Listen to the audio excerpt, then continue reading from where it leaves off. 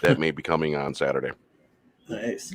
Oh, welcome, folks. Got us, didn't you? No, Bear. I don't want to eat your cheese-filled bratwurst. I don't care what you call it. It's disgusting. Oh man, he had to get me eventually. hey, Tox. Hey, Parrot Head. It's good to see everybody. Tonight we have a special guest. We have the esteemed Culture Casino.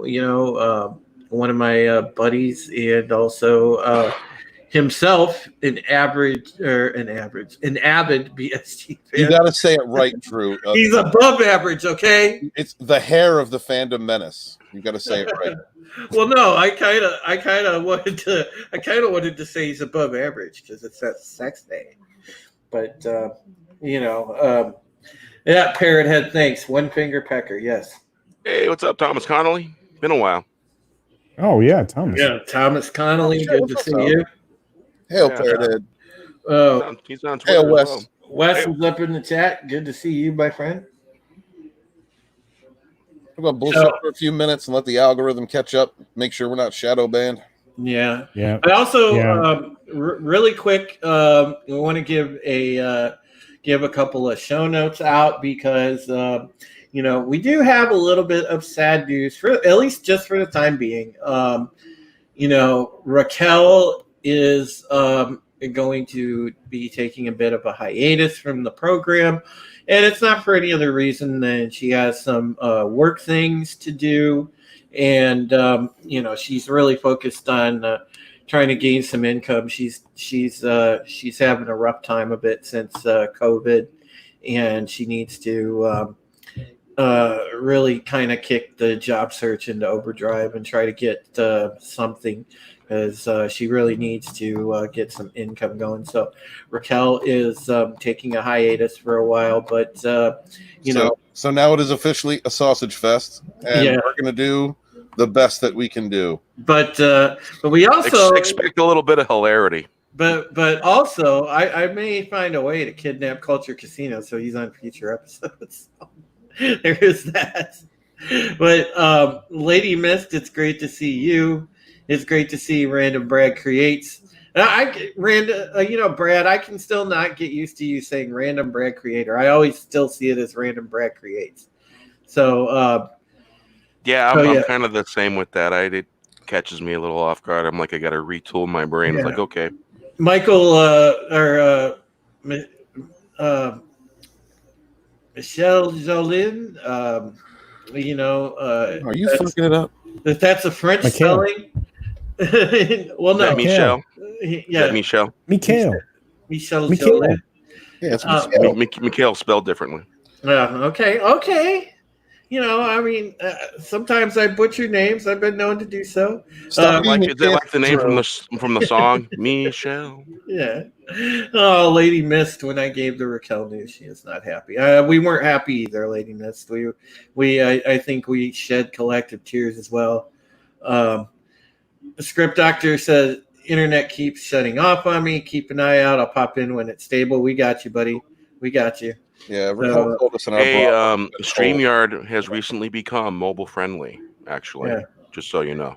Yeah. It wasn't very mobile friendly for my son when he tried to join our live stream last week. Oh, it was it is a relatively new thing they're doing, so maybe they got to get the bugs worked out. Yeah. So the thing is tonight, we're kind of excited, folks, because this is our sort of namesake episode that we made it up to, and everybody's been kind of jazzed about it all week because it's the Pegasus episode.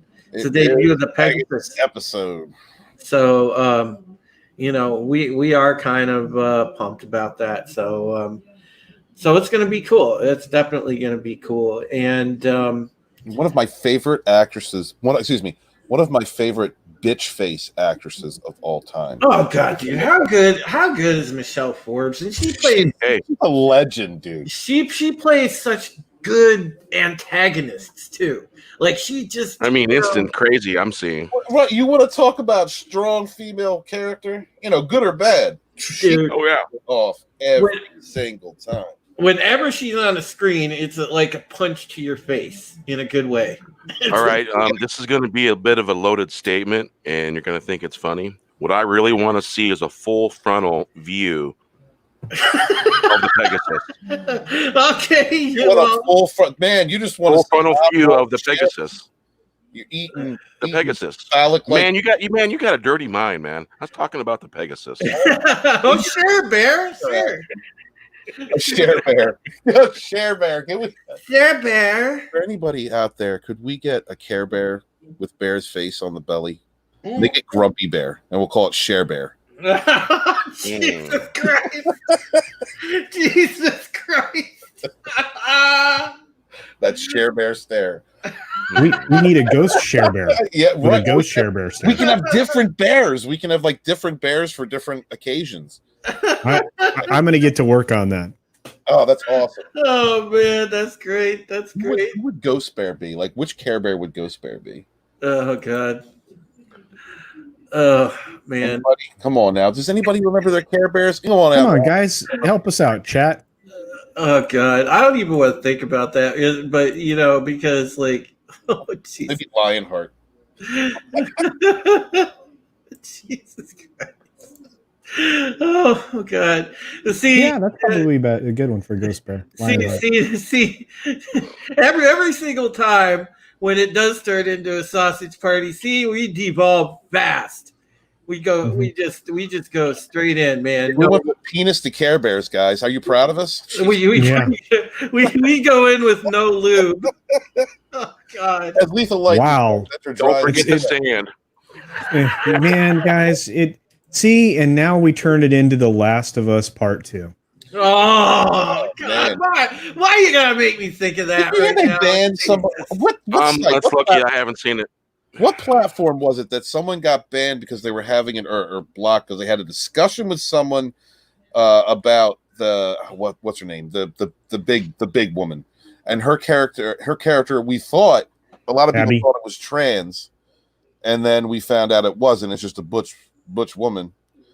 And somebody got banned for clarifying that, like that's transphobic, just to point out that the character was that on Twitch.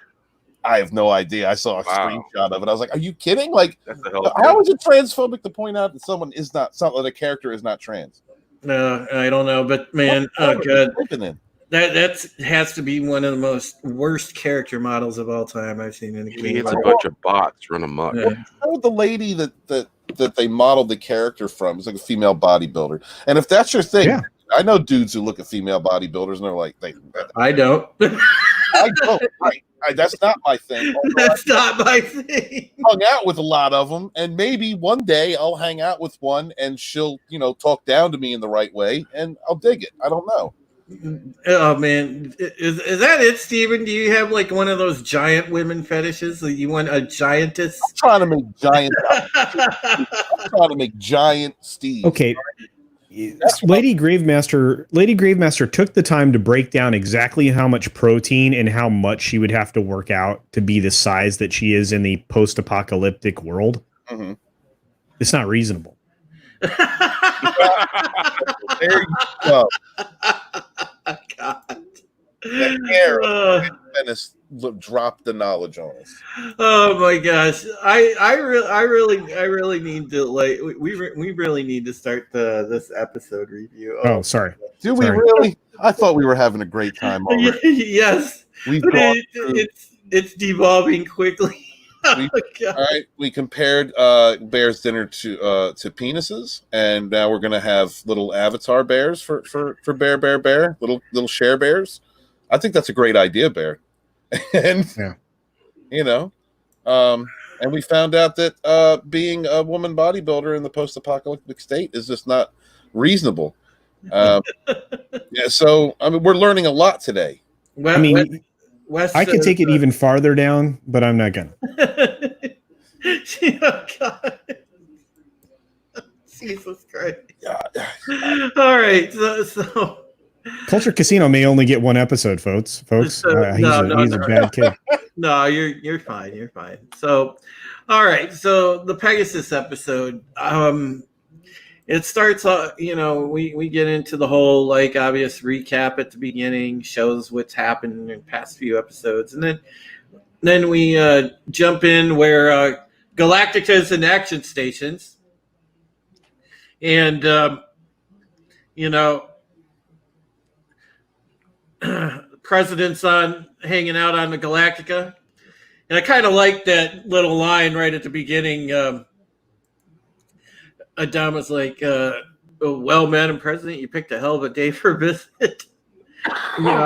I kind of like that little line, and then of course, Adama gets on the phone to CIC, and Ty's giving him the sit rep, letting him know that there's a pretty big bogey out there. Looks, they're guessing it's a base star, so they've got obviously the combat air patrols out, so they're gonna. So Apollo and Kat looks like they're gonna go ahead and intercept it. And what does Ty say? Looks like they're using our signals now. Like nobody believed it, right? Because it's the unthinkable at that point. The unthinkable that what's going to show up shows up. Our namesake, right? Yep. So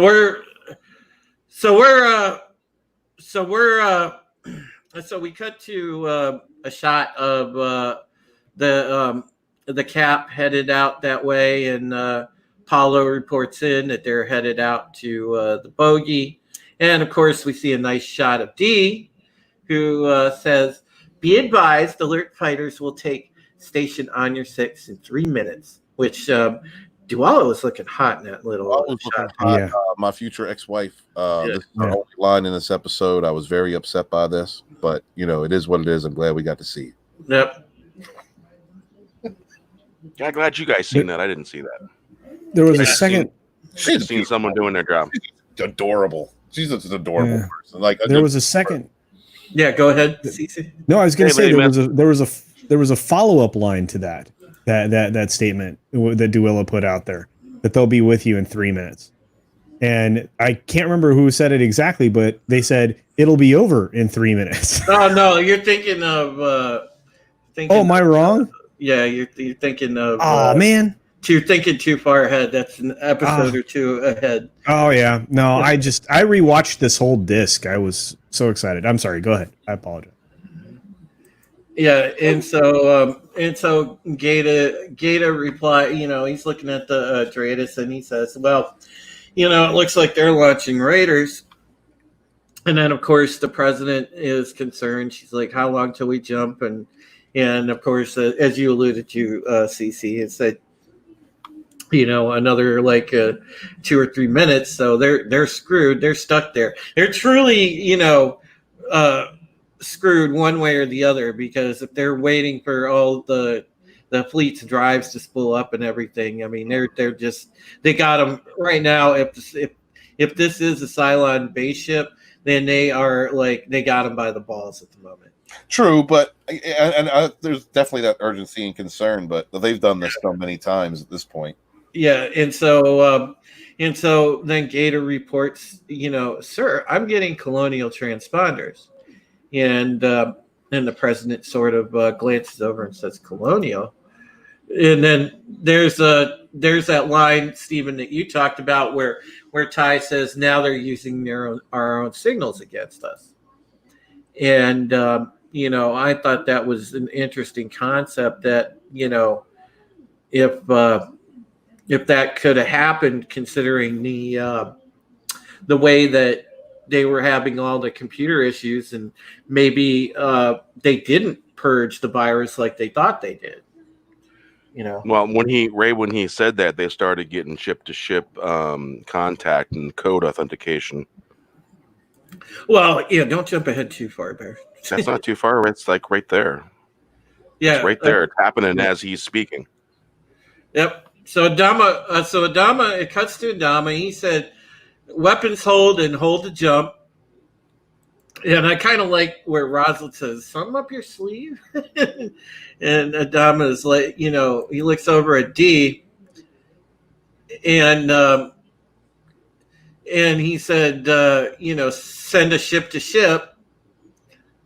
on the and they're using the Colonial Priority One channel, and he says, send the hostile challenge and ID, which basically what the hostile challenge and ID is, it equates to this is the Battlestar so and so. We will fire upon you unless you identify, so on and so forth. So that's what that Drop our bratwurst on your ass. is. That's what that means. And so Adama calls for the reply on the speakers. And then here we get what Barry was talking about, where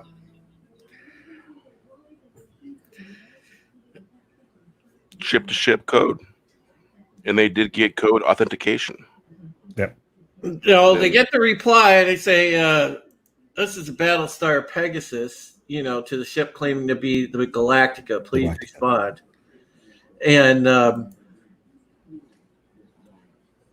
Ty is like, wait a second, Pegasus? How can that be? The entire ship, the entire fleet was destroyed because they, as far as like Adama's fleet knows, everybody perished at back in the miniseries at the Battle of Caprica. So, yeah, actually, in even the other Battlestars were supposed to all be that were not in the Battle of Caprica. Were supposed to be in retrofit or repair at shipyard. Yeah, right, exactly. So so you got all that going on, and then Adama's like, okay, well, I'm just going to do the direct contact thing, and he said, he grabs the phone, and then we get the next major thing, which where Adama's like, this is Galactica actual. Authenticate with ID codes immediately.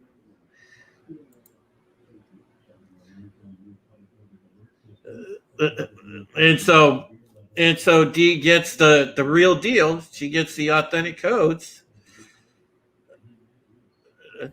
And then, of course, we meet Admiral Kane. Yep.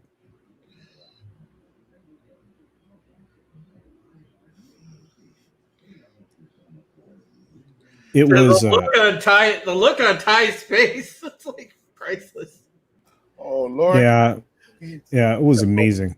Yeah, that was a great scene. The hangar deck, when they first opened it up, rushing everybody to get together and get them in formation, and when they brought, like, you saw the Marines come off first, like everything was serious. The music was good too. I liked the music that they were using the whole time, and so when, I thought that was a good touch.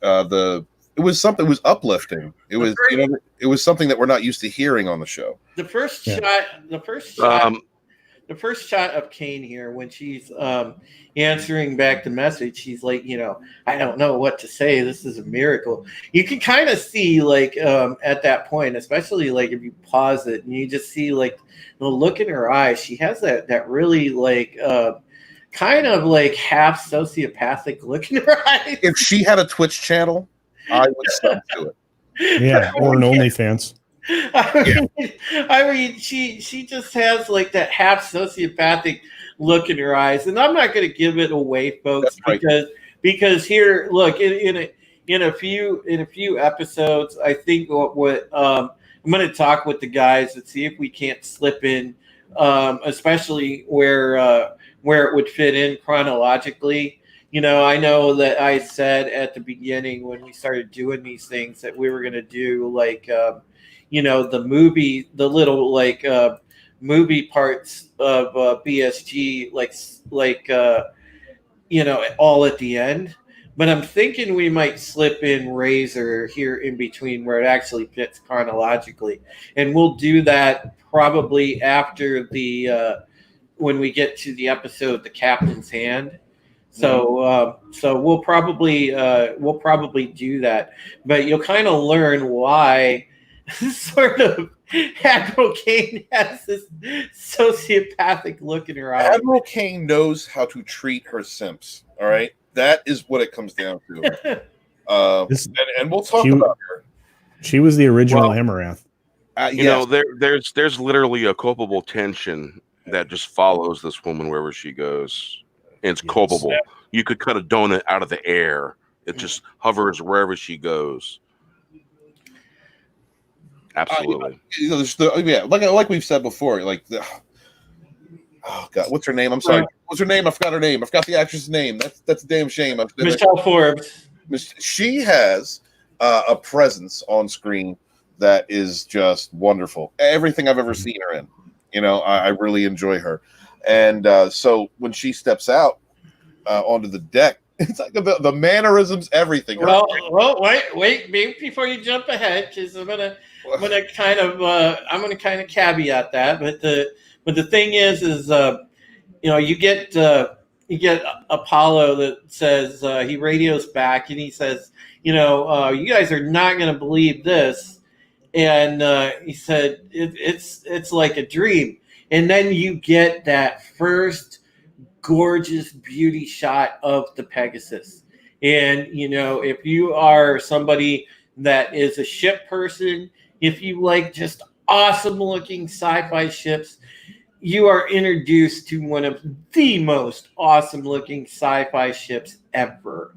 Because I mean, that first beauty shot of the Pegasus is amazing. Still one of the best shots I've ever seen in any science fiction show, where it just showcases, gives you an idea of the size, the detail, the awesome lines of this vessel. And you can just sit there like, you know, with a nerd boner, because if you like your ships, I mean, the Pegasus, I mean, who wouldn't? I mean, you're just like, damn, you know. So hey, I thought she played Ensign Real Aaron in The Next Generation, and she was pretty good in that. Yeah, she did. You're right. Yep, exactly. And that's where I think she learned that from. Hey, Nerd Cookies is in the house. What up, Elaine? You know, Elaine, let us know if you want a link, by the way, if you want to like fangirl about this episode. You're more than welcome to come on here. You know, some estrogen amongst the sausage trees would be nice. Yes, but, please. If you come on, I promise you'll laugh. But yeah, you get that beauty shot of the Pegasus. It's really cool. And then, you know, Adama just kind of, it cuts back to Adama, and he just says, you know, it is a dream. And boom, we cut to the first, to the opening credits. So, thoughts so far, guys. I thought it was great. I thought the whole sequence was great. That whole first tense few minutes. I thought the entire sequence from the recap to when they jumped into it was perfect. I mean, this was just a perfect setup, and the introductory shot of the Pegasus, again, I'm still, to this day, it blows me away. Same as it blew me away the very first time I saw it. Well, when they came off the Raptor after the Marines came out and all that and formed up, and everyone else formed up, and you could feel that air of power around her, that she was used to giving orders and having them obeyed. And there's definitely well, I'm just air, maybe an air of that you would see in a general that's under a dictator or something like that. You know what I'm saying? It had that air. It had that feeling, that absolute command feeling. Well, let me get to that part. I thought we were gonna like discuss like the whole like opening segment, but okay. Not really much there to break down. I mean, honestly, except for Duwala, you know. Well, lines, thank God. It's not the kind of breakdown the audience is looking for. But you know, apparently, you know, Drew saw that and he was blown. So I'm glad that that happened for him. And I mean, that scene was great. No, I love seeing that ship. It was nice seeing an update, like, you know, what we would know as an updated model, because we know the original is 50 years old. So it was nice to see that, and the different CIC. That was Yeah. really cool looking, you know, more advanced. So you could just tell it was more advanced. But you know, I like how they keep it in this realm of this realm of like almost 20th century naval feel to everything that's going on. Because when you look at most sci-fi that deals with advanced spaceships, things like that, and not with the earlier stuff, but with the newer stuff, you get a lot of the future 2000s and the future 2010s, which is a lot of translucent screens, you know, things like that, things that would hurt your freaking eyes. You know, like in the future 90s was all panels. Back in the future 60, everything looked like a TV. You know, but now, yeah, but in this series, they didn't really jump into that the way that the 2000s were heading in. You know, with translucent screens, they kept it very physical, and the technology very relatable. So that was cool. Yeah, I I thought think that was cool how they did it, how they blend all that in together. Yeah. It's one of the things. It's one of the yeah. things that I found interesting. The aspect of most spacefaring TV shows, when they show the insides of the ships, you got all this really super modern stuff, wireless communication. Here they're talking on a handheld handset with a cord and talking to people that way, and it's showing the reality of what they've gone through because of wireless communication, because of the Cylons being able to break down those wireless communications, infiltrate them, and then control them and do what they will with them. Yeah. Like shut your whole ship down. Not good. Yeah, Elaine, I sent you a linky poo just in case you decide you want to grace us with your lovely presence. A linky poo? A linky poo. Linky poo? What is she fucking 4? What? That was a little flirty too. Hey now, beware the Drew culture. I am not inappropriate, sir. Okay. When I have you known me to be inappropriate? Never. Never. Never. All right. So basically, what I liked about the Pegasus, the CIC in there, I always liked their Drata setup. I thought their Drata setup was really awesome looking. I mean, just their whole CIC. It's like you said, Steven. It just looks so cool. The advanced technology is really wicked, and you get to see like a lot more of it in obviously in the Razor movie, and I'm looking forward to when we can actually cover that, because the Razor movie is really awesome. So yeah, it's cool. Tonight is so messed up. I wish Raquel was here to off balance me, because Bear talking about eating his bratwurst has put me it did kind of throw us off. Everything we were already is an innuendo to me tonight. I'm just going to be quiet. Yeah, Parrot had sent me some great stuff with Michelle Forbes. That's awesome. Hail to you, Parrot Head. That's awesome. Well, I mean, the Pegasus was such an amazing warship for the time. It had 34 batteries, tons of defense cannons. It had a huge complement of fighters aboard, as well as Raptors. It had 8 sublight engines, or excuse me, faster than light engines, FTL engines, and the thing was monstrous compared to the Galactica. Just a marvel of technology of the time. So pretty cool. Yeah. All right. So we got some boxy theories to catch up on. So, Steven, why don't you do your thing, buddy? It's a boxy theory. Steven must have. Bear, you want to read it? Boxy theory. They forgot the number. Boxy spent the weekend not on Galactica. He was on another colonial ship, making sure supplies of Walton's home brew of coffee was being shipped out to the Colonial Viper pilots. The end. That's fucked up, DJ. Makes perfect sense. Oh, Boxy Makes theory perfect number 2. Through a mix-up, Boxy sent Welton's homebrew to the astrology and astrophysics departments. Turned into a complete mess. Oh, I see what you did there, DJ. Nice.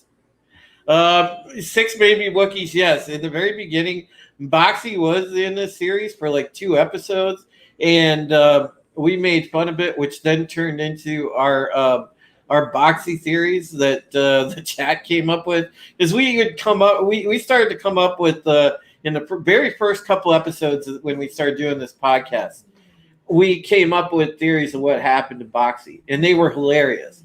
And then the chat got in on it. And then it started like a runaway train, and we decided, hey, let's make it a thing for our show. So, we have people just, when they come up with the Boxy theory, they do it like DJ did it and post Boxy theory and what you think happened to Boxy, and the wilder, the better.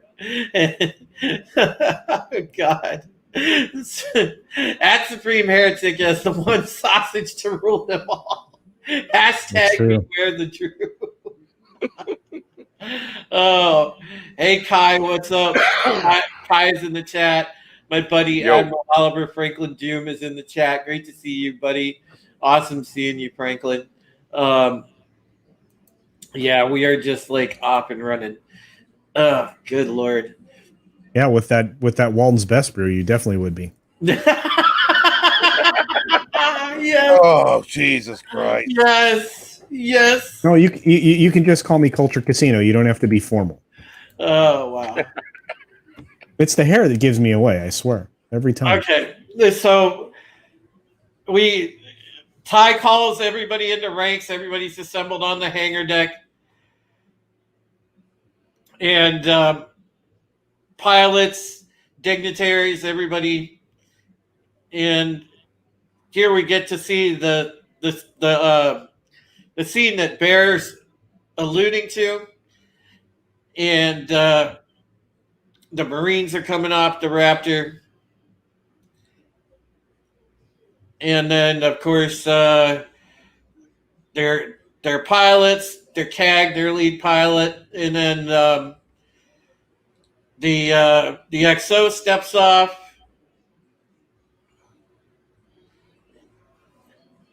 And then, of course, here comes Admiral Kane. And the look on her face, man. And she kind of comes in and says... look at her face was, look at all these new fucking simps that are going to sub to my channel. Mm-hmm. All of you are going to throw money at me. All right? If you can, if you have time to fly a Viper, you have $5. Thank yes. You. Yeah, or we just call that resting bitch face everywhere else. If you disobey me, I might do something drastic. Yeah. I will demote every simp on this deck. To pay homage. Look, that's all I see. Either that or she reminds me of like Mara Jade with a whip. Yep. Maybe down to me a little bit. Now, one thing that was interesting about this is after Adama salutes her, and they have their little exchange. He says, "May I present the president of the colonies, Laura Roslin?" And the look on Kate's face is just fucking hilarious because, like, oh yeah, she's like, "WTF?" It's pure disdain. I mean, she immediately, there's nothing, and that's incredible acting on her part. But there is nothing left to the imagination how she feels about her. Yeah. Six baby Wookiees. No, in this iteration of Galactica, there was no Daggets actually. Hey, guess who's backstage? Oh, look at that! Yes, welcome to the Pegasus Actual Podcast. Big warm welcome to Elaine Nerd Cookie. Hello, thanks for having me. Yeah, hello. absolutely. How y'all doing? We are doing good, Elaine, Good. and I'm wondering, because you watched the entire series, right? Yes, it has been a while though, but yes, it's one of my favorite shows for So, sure. so when you think back to this episode, what was what was the thing when you first saw the when they first met up with the Pegasus? Like, what did you think? Oh, definitely, that was such a cool moment. They did such a good job at like building tension or just building really just the setting and them being alone. And so to see another ship out there was just, yeah, it just blew me away. They did such a good job at building up to that, so it was such a surprise. And it's nice to be surprised like that in storytelling. Nerd Cookies, do you think that Admiral Kane could handle simps? Oh boy. Since Do you think that she would thrive on Twitch? Oh, I Steven. don't know. She's What's up, Jason? pretty tough. I don't. Hail, Jason C. Good to see you, buddy. Sure. I'm just like, sure.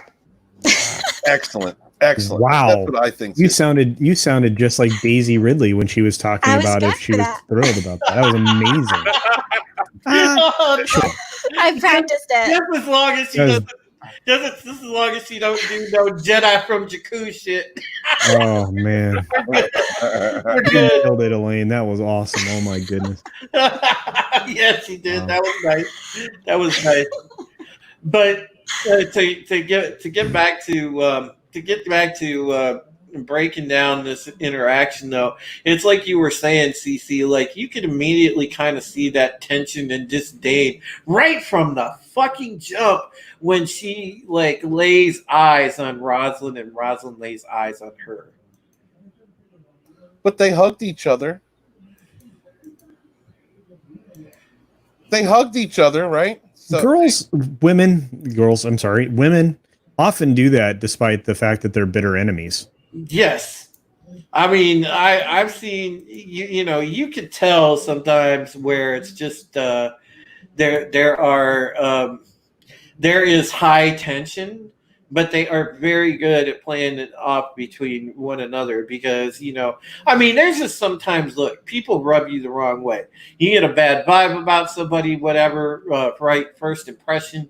Even if a word don't come out their mouth, if you just the first time you lock eyes with that person, you're like, I don't like this person. Hey, for whatever. Steven, you missed your cue. And then that happens too. With the best of it, there's just some times, man, where women just know, like they lay eyes on one another that first time, and they're like, oh, I don't like you. is that true? Nerd Cookies? Do you girls do that to one another? Give the stink eye. Well, a stink eye and a hug. But make it look good. Come on, you're our expert on the panel tonight. I know. Well, I don't. I'm. You're an I am estrogen not- American. I'm right. nothing like.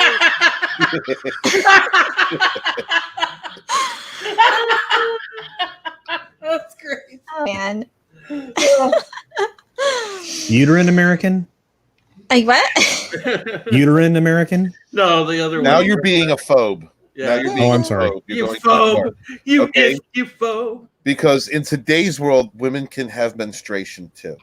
Oh yes.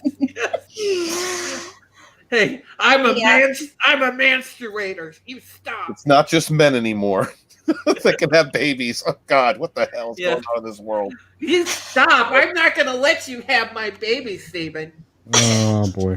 No, I'm talking about this article that we read. Real quick, I promise I won't go too far off. This article that we read last week on my show about the Supreme Court and this person who identifies as a man and has a boyfriend who's actually a girl. Well, I mean, but identifies as a Yeah. Anyway, yeah, it's a boyfriend girlfriend, but it's not what you'd think. Like, just take the boyfriend girlfriend look in your mind and swap them, and that's what they call each other, and that's how they identify. Yes, and the dude in this relationship was pregnant and went to get an X-ray. Went to get an X-ray, and then when the doctors were looking over him and his vagina, for the X-ray.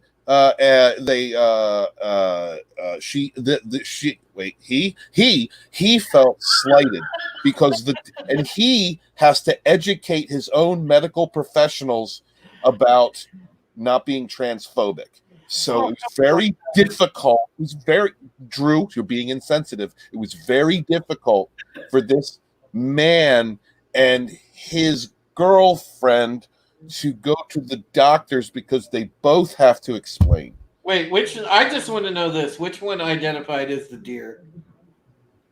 I'm not sure if in this particular situation that occurred. Because look, by the time I got halfway through that article, my brain melted. I didn't get 5 minutes into that article without my brain melting. Are you kidding me? Okay, but I just wanted to point out. I just wanted to point out that you can't always judge a woman by her uterus, and so I wanted to make sure we got that out there. Thank you. Okay, I'm glad we got on that tangent, Stephen. Okay. That's great. That is my great. Brain hurts now. Yes, it does. Oh, exactly. Read that article, Bear. You'll wish an Acme anvil, a cartoon anvil, would fall out of the sky on top of you, just out of nowhere. It already did, and then you'd get up like an accordion and walk away. All right. So back to something that I can actually cleanse the images from my mind now, which is Admiral Kane addresses the crowd and said, "It's a pleasure to see everybody. Welcome to the Colonial Fleet." And they said, "Yippity doo dah, zippity yay." And everybody has that joyous moment where they're all kind of like embracing and hugging each other, grabbing ass, stroking each other. Just having a great time. It's an awesome time on the Battlestar Galactica. Woohoo! Yeah, that's what happened. Until yes. It's all fun and games. It's all fun and games until your simps don't respect you. But we'll get into that later. That's a really cool moment, how they built that up. Yeah, I thought so too, Elaine. Because this is a culmination of, remember, especially, again, if we get into the Razor movie later on, collectively, both crews think that they're like the, last fighting ship in the universe. And they don't know, they don't know anybody else is out there really, and this is a big deal for both crews, and so yeah, I thought there was some great building to this. Yeah, absolutely. And then yep, you're but then you get introduced to the crew, Drew. But then you start to understand what's going on over there, right? Exactly. And this look. I'm not going to get into the later. We'll go through the episode part by part. I know they want to structure it like that, but I'm telling you right now that this episode gets a 10 before we even get through it because of the emotional reaction it gave me, and that's what good, well-written science fiction should do: get you emotionally invested into the story and the characters. Yes, this one did that for me. This episode, but I'm sorry, I was just waiting to skip ahead and all, but yo. We'll talk about the Simps later. Go ahead. Oh, Stephen. The Battle Simp Galactica. The Battle Simp Pegasus. Look. Yeah, that's actually right. The Battle Simp Pegasus. That makes sense. Pegasus. So Adama is kind of sitting in his quarters with the president and with Kane, and they are kind of like basically having a debriefing session and kind of throwing some questions at Kane to try and figure out what was going on. And she alludes to the fact that they were, that that they were following a Cylon fleet, and they've been attacking them and whatnot. And as they were following that fleet, well, they came upon the Adamas fleet. So so I found that a little bit interesting, and you can just see that again, as CC alludes to, you still see that tension there, even as Admiral Kane is catching them up to speed. Yeah, And that was a weird dinner. That was a weird dinner. yeah, it was very tense. I got a lot of tension out of watching that interaction. I mean, off the top of your PJ. head, hey, good to see you, buddy. What's up, PJ? Off the top of your head, Elaine, do you remember that scene when they were sitting in their quarters and Admiral Kane was kind of catching them up to speed on that? Yeah, like vaguely I remember moments, like feelings that I had, because again, it's been a while since I saw this episode, but yeah, and I just love that about this show. You remember how you felt at certain moments, and just y'all talking about it. It's like, I remember that tension, and it kind of reminds me of kind of like the Undiscovered Country, where they're having the crew's having dinner with the Klingons.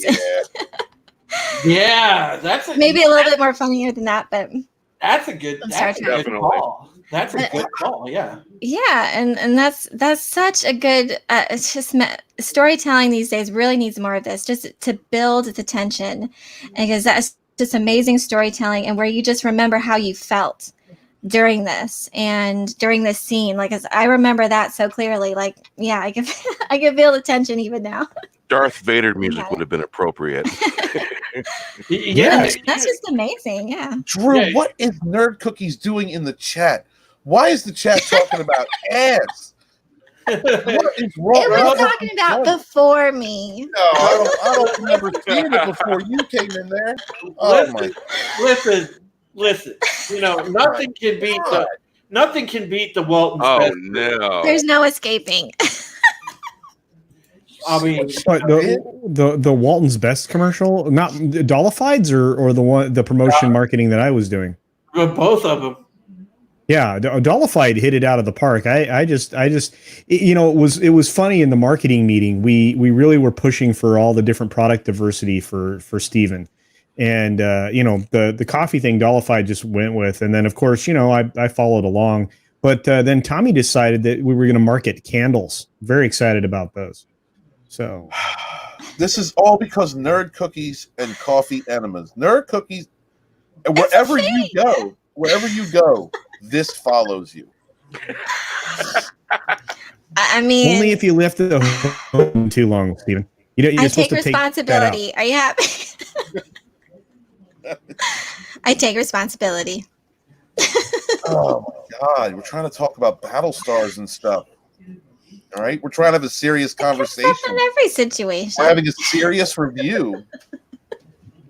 And all right, you're upsetting Drew, Nerd Cookies. No, go right ahead. Yes, you are. You're upsetting Drew. No, listen. I snorted. I laughed. Listen how upset he is right now. Oh yes, and welcome back to Script Doctor, who got his internet fixed. Thank God, Hello. one professor. Hey, Script Doctor. Hello. My internet's working so far for now. It's been working for 3 minutes, so let's see how long that lasts. All right, Canadian internet. So it's the best internet. The problem is that there's a power outage going on in the neighborhood. All right.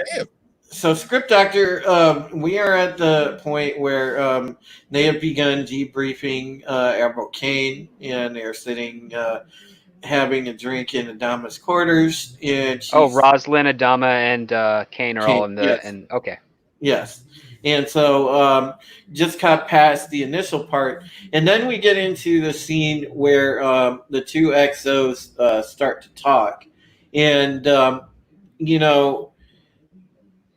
it's funny because as you pay attention, and see, this is what's so awesome about the show. When you pay attention to it and really sort of pay attention to, I guess, the layer under the layer, and you really listen in from that conversation, like a lot gets revealed just from the two XOs talking. So, your thoughts on that, real quick, CC?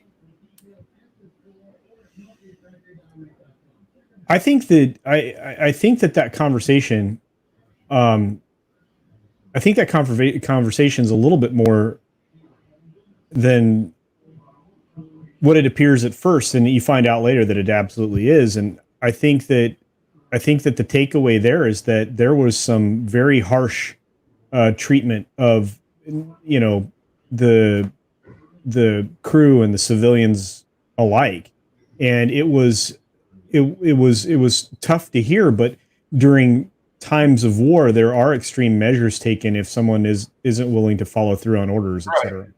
And, and yeah, and it's funny because, like, you know, it's not even like they reveal a whole lot in that first conversation that they're having. They're just, you know, shooting the shit, doing some shots down there, you know, in the tool room. And what happens is, you know, you could just kind of tell, okay, the Pegasus XO knows something a little bit more.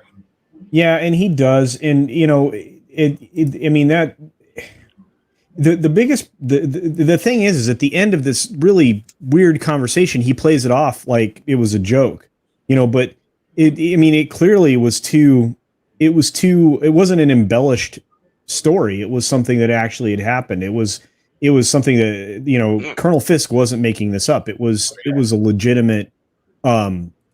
It legitimately happened, and by playing it off to try to turn the level of tension down, I mean, you know, to tune it down a little, I think I think he had to try to make light of it, or to maybe not cast such a unfavorable eye upon his commanding officer. And what we also found out is that there is a problem in the colonial fleet amongst the XOs with alcoholism. Oh God, yeah. There's that. The other part too is that this scene is blatantly expositional, but Yes. it's also being disguised as a confessional for the opposite colonel, and Hey, he Doc, let his guard down when he didn't want to. can you And then explain he's trying to cover his expositional to tracks. us? But the other part too is that we don't know why the supposed original XO objected, or what the alternative the original XO had that resulted in his death. He just was told he refused to do the order to attack a fleet of 15 squadrons or whatever to a Pegasus ship, which is far more advanced and far more outfitted than anything we've seen so far. So the question is, did the original XO have an alternative that Kane didn't like, and that's why she ended up shooting him, because she wanted to fight as opposed to whatever the alternative would be?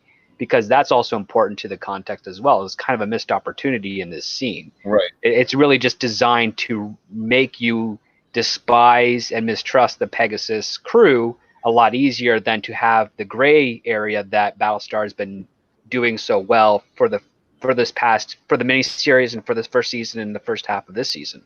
That's very true, and it also brings up something else that I hadn't thought of. They didn't mention. Can you hold off on that a second, Stephen? Hold on a minute. Can you explain expositional real quick? Script doctor. So exposition is just telling you information, but doing it without. That's a good question. So you want to make sure that when your exposition just means that you're just laying out points of information from beginning, middle, and end. It's not really building much around plot or character so much. Like, it's not through action; it's just being verbalized. So you have exposition through action, where you could see Kane, you know, pull the gun from her XO and then shoot him, and so you know what happens because it's all through action.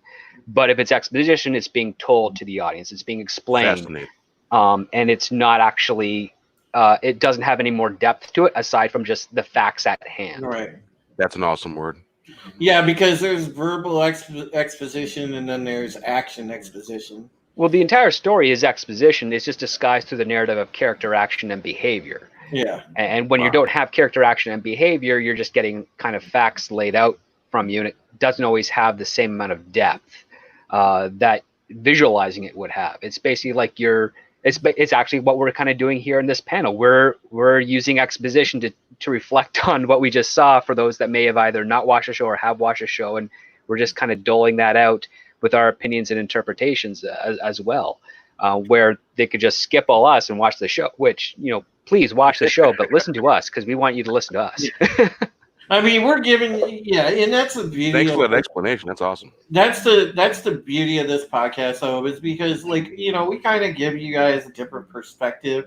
I mean, it's not like sitting there watching the DVD, or the Blu-ray by yourself, and you're sitting there watching the lame-ass commentary on there, because we're actually giving you a really cool, perspective, because you're getting that, fan perspective, but also, that from the mind of a writer and mind of just a different lens to look through. And that's what is the entire beauty of what we do here, because when we explain it, you sort of get that flavor, and I like that. Yeah, don't watch the lame ass commentary. Come listen to a couple perverted guys in Script Doctor. Script Doctor will break it all down. Separated from that. Yes. Yes. I'm not one of those. I'm not one of those perverted guys. I am a complete angel. I wear the drill. Yeah. Sure. Okay. I needed to clarify, but one thing I found interesting here that after the Exos have their initial conversation together, when the sequence begins there, because that conversation is kind of threaded throughout the episode. So it cuts back to Adama's quarters, and it gets to the part where Kane's explaining that Pegasus was at the Scorpion shipyards. And for those of you fans that have seen Razor, you guys know at the beginning that's how it starts. Razor. Oh, dude, it's going to be amazing. Razor's so great. Yeah, it's so amazing. But yeah, and I always thought it was Scorpion too, but it's actually Scorpia Shipyard. Yeah, Scorpia Shipyards. Yeah. But the thing is, she explains how she had to blind jump away, because the shipyards was being attacked. And then what happened was, on the other side of the jump, she found out she lost 700 people. And that's when you can kind of equate and see, we made those observations about her, that sort of sociopathic look in her eyes and things like that. So as we're going along the episode, as we're watching, and you can begin to understand, okay, so this is what made this lady like that. Because that right there, for any commanding officer, you can understand, if you put yourself in her shoes, the level of trauma you would have. You've just lost 700 men under your command, out of she was caught with her pants down. Out of a Pearl Harbor moment, basically. Well, yeah, she's caught with her pants down, and now, as a result, she's kind of refortifying herself. Because, again, here we have a character who is young, smart, well-connected, and was given more responsibility before she was vetted and ready for it. So she's going to have she's going to feel like she has no doubts with her decisions. You think Kane was young? Do I think what? You think Kane was actually young? I thought she was more of a grizzled vet. She's at least 20 years younger than Adama. Well, yeah, that's true. And on top of that, Adama also provides information that she was promoted a number of commanders ahead of her on the roster list. Yeah. And I'm pretty sure that her job previous to that was Torin Twitch. Doctor, do you think that Admiral Kane knows how to treat her simps, or would know how to treat her simps? I think she'd be abusive to her simps. Okay, then that's a good answer. All right, thank you, Drew. Well, the thing about this character, she's the example of basically a type of nepotism, and how dangerous that can be when a person doesn't earn and understand the gravity of their responsibilities. Yeah, when Culture Casino, when Admiral Kane was recounting that moment, what did you think when she was recounting that moment in this episode where she said that they were jumped away, and she said, and by that time I had lost 700 men. I want to get your guys' takes on that, because you could see it in her face that she. Yeah, I think there was a great deal of gravity. I mean, it was it obviously wore on her. I mean, your analysis is 100% right. That particular loss, or I guess the commentary with her pants down, Pearl Harbor moment, those are all applicable. But like I said, I mean, again, she's a great actress. I mean, Forbes is amazing, but Yeah. she had to come to grips at that moment with the fact that she'd lost so much of her crew, and it was through maybe a series of decisions that we never understand exactly why. All we know is that she had, because of the exposition conversation, is that she just randomly jumped the ship past the red line. So it's a power. I mean, it's a powerful statement. In fact, during the course of this odd scene and the recantation of everything that had transpired, I mean, there's a lot of reactions going on in these two scenes that are linked together. I think that's just but she felt culpable, and from that point forward, I think all of her decision making processes was over. She was overreaching to combat where she felt less than. And script doctor says things so much better. Overcompensating. That's correct. Yeah, thank you. That's the word I was looking for. Hey, welcome, Anthony. It's good to see you. Yeah. Elaine, what's your take on when Admiral Kane was recanting what happened? And you can kind of see. I think that she physically, with the look on her face, kind of had a tell that sort of maybe subconsciously raised the alarm for both Rosalind and Adam at that moment, because you can almost tell when she's recounting what happened that you could sort of see that the threads of psychosis are there, that it broke her. What's your take on that? Yeah, I think that's so amazing how they have Adama and Rosalind. I'm sorry, Rosalind. Yeah. Sorry, at this point have that connection, and just even unspoken, you can feel that between them. And from and from what you can just tell with the look, what that they give each other, what's going on, like something's off here. And we don't know what to do. So yeah, it's such good storytelling in that way. I love Adama and Rosalind. They were my favorites of the show. Okay. And the connection that they had with each other was amazing. And from what happened with Kane, I think it was a very interesting perspective, like what she went through, how it changed her. It kind of gave you a look of like, well, this could have been their situation. Well, what if things have happened differently? It was a really interesting take on how they told the story this way and how they introduced this element. It kind of gives you that look into what if things had been any different. Mm-hmm. And I really appreciate that. And I think Star Trek Voyager also kind of had a similar thing when they were out in the Delta Quadrant and they came upon this ship that was not following the code, was just completely disregarded and completely used different means of. You're thinking of the Equinox, you mean? Yeah, probably. Yeah. Oh yeah. I sometimes have stuff in my head, like I remember, and it's kind of like a mirror. It's like it's looking at yourself. What if things were different, and what if things happened?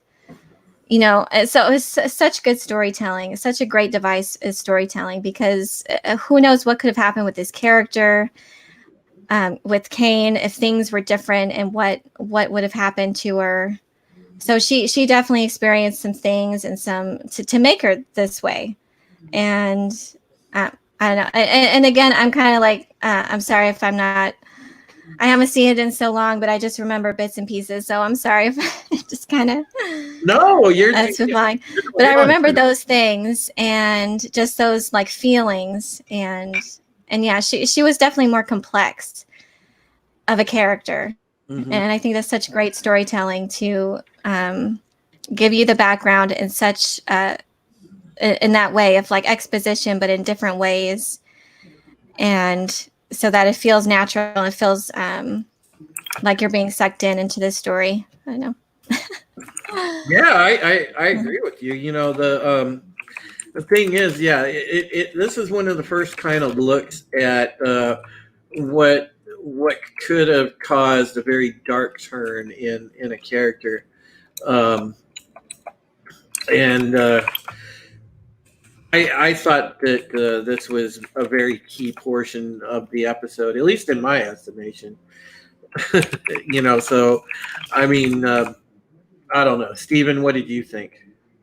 I'm all hopped up on painkillers because my mouth hurts. So all I heard was pants down, 700 men, bears bratwurst, and coffee enemas in the chat. What I think is when this character shows up, now Adama has to come to the realization that he is no longer in control of the fleet. And there's been a relationship that was built between him and Rosalind, and she threatens that security, that very, very fragile security that they have built, that consistency that that an everyday routine gives imparts to someone as far as feeling secure and at least having a direction. And so this character showing up really changes the dynamics of all the relationships involved here, and is a really huge power shift. And it also gives, as the episode goes on, gives you an idea of the difference of the strengths and the differences in the military branch of this government. The I guess the White House, the federal level of this government, because it really, an admiral showing up out of nowhere kind of puts fear in both Rosalind and Adama, and I don't think it was just because of Adama being unseated as the head of the military. Well, here's the other fascinating aspect of this. So Adama actually fought in the first Cylon War. This new Admiral Kane was a child when that war was resolved, because even in the miniseries they say 40 years, over 40 years since the Cylons had contact with the 12 colonies, and this character Kane is nowhere near 50. So she's not really a wartime admiral. She's a war games admiral, which means she's only ever fought against simulations and against fellow officers. So she has no concept or understanding of how the Cylons actually work. And we actually see that reflected in her crew when we see that her CAG later on present a mission op. And we can see that they're all very, very green. They have no benefit of actual experience from someone who's fought the Cylons like Ty and Adama have. And that's something to consider, because she knows that she's never fought the Cylons before. She's hiding that. She's all making assumptions based on theory, and she's not taking in any information that she's learned. And on top of that too, when we see what she does with the prisoner that she brings up during that meeting, 100% that she has no idea what the heck she's doing or how to behave in a wartime. And she's also out of the loop because in that first season, the President Rosalind said, "We lost the war. It's about survival now." And Adama figured that out a few episodes later, and that's kind of what the theme is. And now we have the old school, stubborn, got handed things to her that she probably didn't earn as honestly as she's led to believe, is now having to face that, and is deciding to be stubborn and buckle down and resist such a proposition. All right. Script doctor, read us off the Boxy theory from Tox. Boxy theory? It's now been 12 days since Juan Valdez left me for dead in the Colombian coffee groves. Received a supply drop, no food, but I have toilet paper thanks to copies of The Phantom Menace Volume 1. Ooh! Damn, are those fighting words between Steven and Toxic? Burn! bird. Oh I my love you too, man. God damn. holy hell. Oh my god. It was a bird. Man, look, Odyssey, I ain't scrolling back that far and I like up wait, I found it. All right, here we go. Go ahead, script doctor. Read this one. Thanks, DJ Odyssey. So, Boxy theory number 3. Boxy is approached by a shady political type from, I guess, Colony 1 or Colonial 1 named Drew. Demands Colon Boxy to. It says colon 1. Yeah. Demands Boxy to start a line of coffee to rival Walton names Drew's Brew. 5 times squirt power. # beware the brew. Isn't Boxy the son of the politician that was killed in the miniseries? Yeah, I think he is. Yeah, I think he is. See what you started, Nerd Cookies? Yeah. Now it's spreading through. Well, It was happening before I got here. Yeah. yeah. No. To be fair, didn't Nerd see it. Cookies didn't really start it. It was her mother-in-law that started it, right? If the records show. Yeah, but Nerd Cookie could have kept that in house, but she didn't. She got Well, got then a we little wouldn't have drunk. had all this. Well, Exactly. It Look at all of the basically, jokes we've been missing out. it's like the stone that hit the water in the pond, and the ripples just went out from there, and the stone just kept hitting over and over. Well, now it's hitting Yep. Drew. Oh, Script. God. Script. You have to read what's above me. We're not right yet, but wait. Yeah, wait right now. FDS was a product called Feminine Deodorant Spray Wait, what? back in the 80s. Okay. This is also in the chat. Oh, wait a second. I thought you were talking about Final Death Star. I am. Keep going. It wasn't me. This was in the chat. Oh. Nobody's reading this. It's brilliant. I'm going to get started on marketing this as well. It's going at like 2 seconds an hour. Look, Script Doctor reads like 50 miles an hour. That's what he does. And you're like, I'm Final Death Star. Well, I can't exactly highlight it in the StreamYard because it's way the hell up there. Yeah, it is up there a ways. So yeah, no, I kept grabbing them as they were going. So I'll have all these ideas, guys. Thank you. The marketing team appreciates it. Your hair is distracting, is what it is. I'm so pretty. It takes away. You're pretty. I'm so pretty. Oh, so pretty. Man. I feel pretty and witty and gay.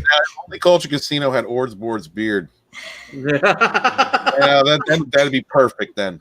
Oh god. Dude, before memes chopped off his beard, I wanted the memes of destruction beard. I thought Yes. that was the beard to have. For a live stream with memes of destruction, he made me take my shirt off live. Ooh. Yes. Oh god, we are not going to harken back to that. I remember being in the chat for that. That was The Gay to Menace stream. That was oh terrible. god, yes. All right, so Nothing wrong with that. get back on. I can get back on topic here. We had a topic. So as it cuts back further into the conversation between Kane, Adama, and Rosalind, it gets brought up about the chain of command.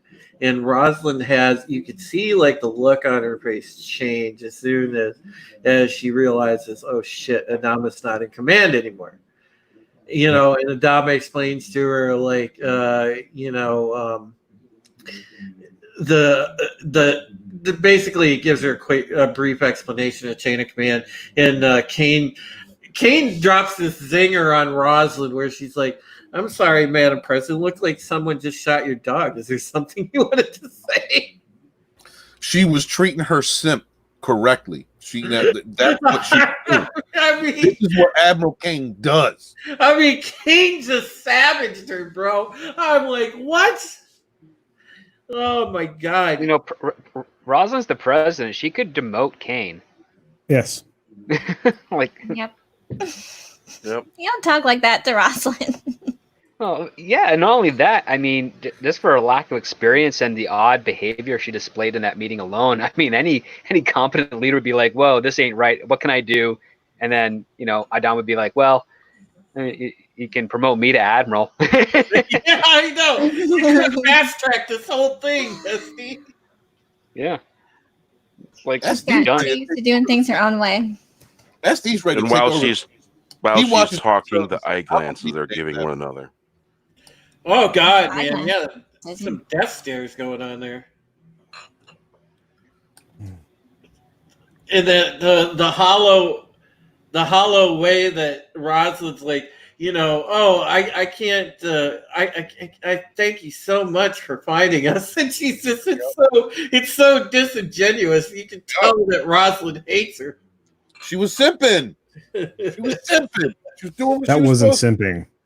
doing what she was supposed to do. That Capitulate. was a hate click. That was a Yeah, hate click. that was a hate click, dude. Oh yeah. Word. Yeah. So now we get into the whole exchange between Saul and Fisk, where Saul's What's up, like, Dark Gift Comics presents? "Tell me about Admiral Kane," and this is where you kind of get a little more of the picture. So I'll let somebody go ahead and explain that culture if you want to kind of go in on this part of it, or SD, whichever way you wants to. Yeah, let's start with script because I was too busy trying to not laugh at a bunch of crap going on in the chat. Go ahead. Well, yeah, this is the expositional scene. This is where the audience confirms their suspicions that are quite blatantly presented since the introduction of the Pegasus. Is that the Pegasus isn't all it's cracked up to be. It's a cool little bonding scene. Yes, it's kind of funny that of all the XOs in the Colonial Fleet, their alcoholism is a factor. Running rampant. I like more importantly Ty's reaction to the story, because he is like completely captivated by what Fisk is saying, and he's absolutely horrified and shocked even when Fisk realizes, oh, he shouldn't have said that stuff, and decides to make it a joke and laugh it off. Yep. The scene is blatantly expositional with a little bit of a layer of confession from the side of Fisk. But you, again, on top of that too, you have an unreliable narrator with Kane and Fisk, and actually all the crew of Pegasus, because what the heck are they doing? Why don't they have other ships like the Galactica does with them? Like, what's going on? It's very, very peculiar. But I think this is a scene that comes right after that is a bit more important. And if I'm not mistaken, I believe that's with the chief, and they're getting their spare parts, and they're meeting the deck chief of the Pegasus as well over there.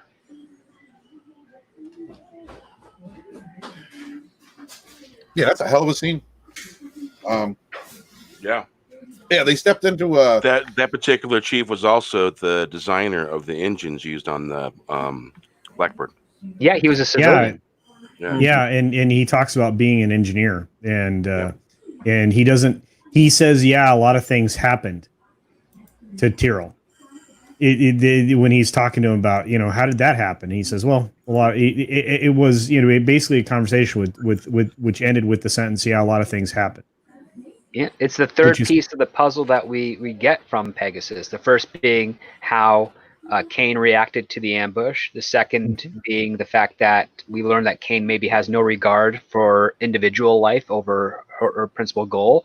And we get more of that when we find out that her deck chief is a civilian who used to be an engineer. And even Callie asks how that works, because that's out of the norm. Yeah, and also that he was on a ship called the Cypher or something, I think. It was the Scylla. The Ascilla, that's right. Yeah, the Ascilla. And so you're wondering, well, what happened to that ship? Got left in the dust. Yeah, well, lots of pieces and more questions. We had a civilian fleet too. Is still one of the best lines in that. So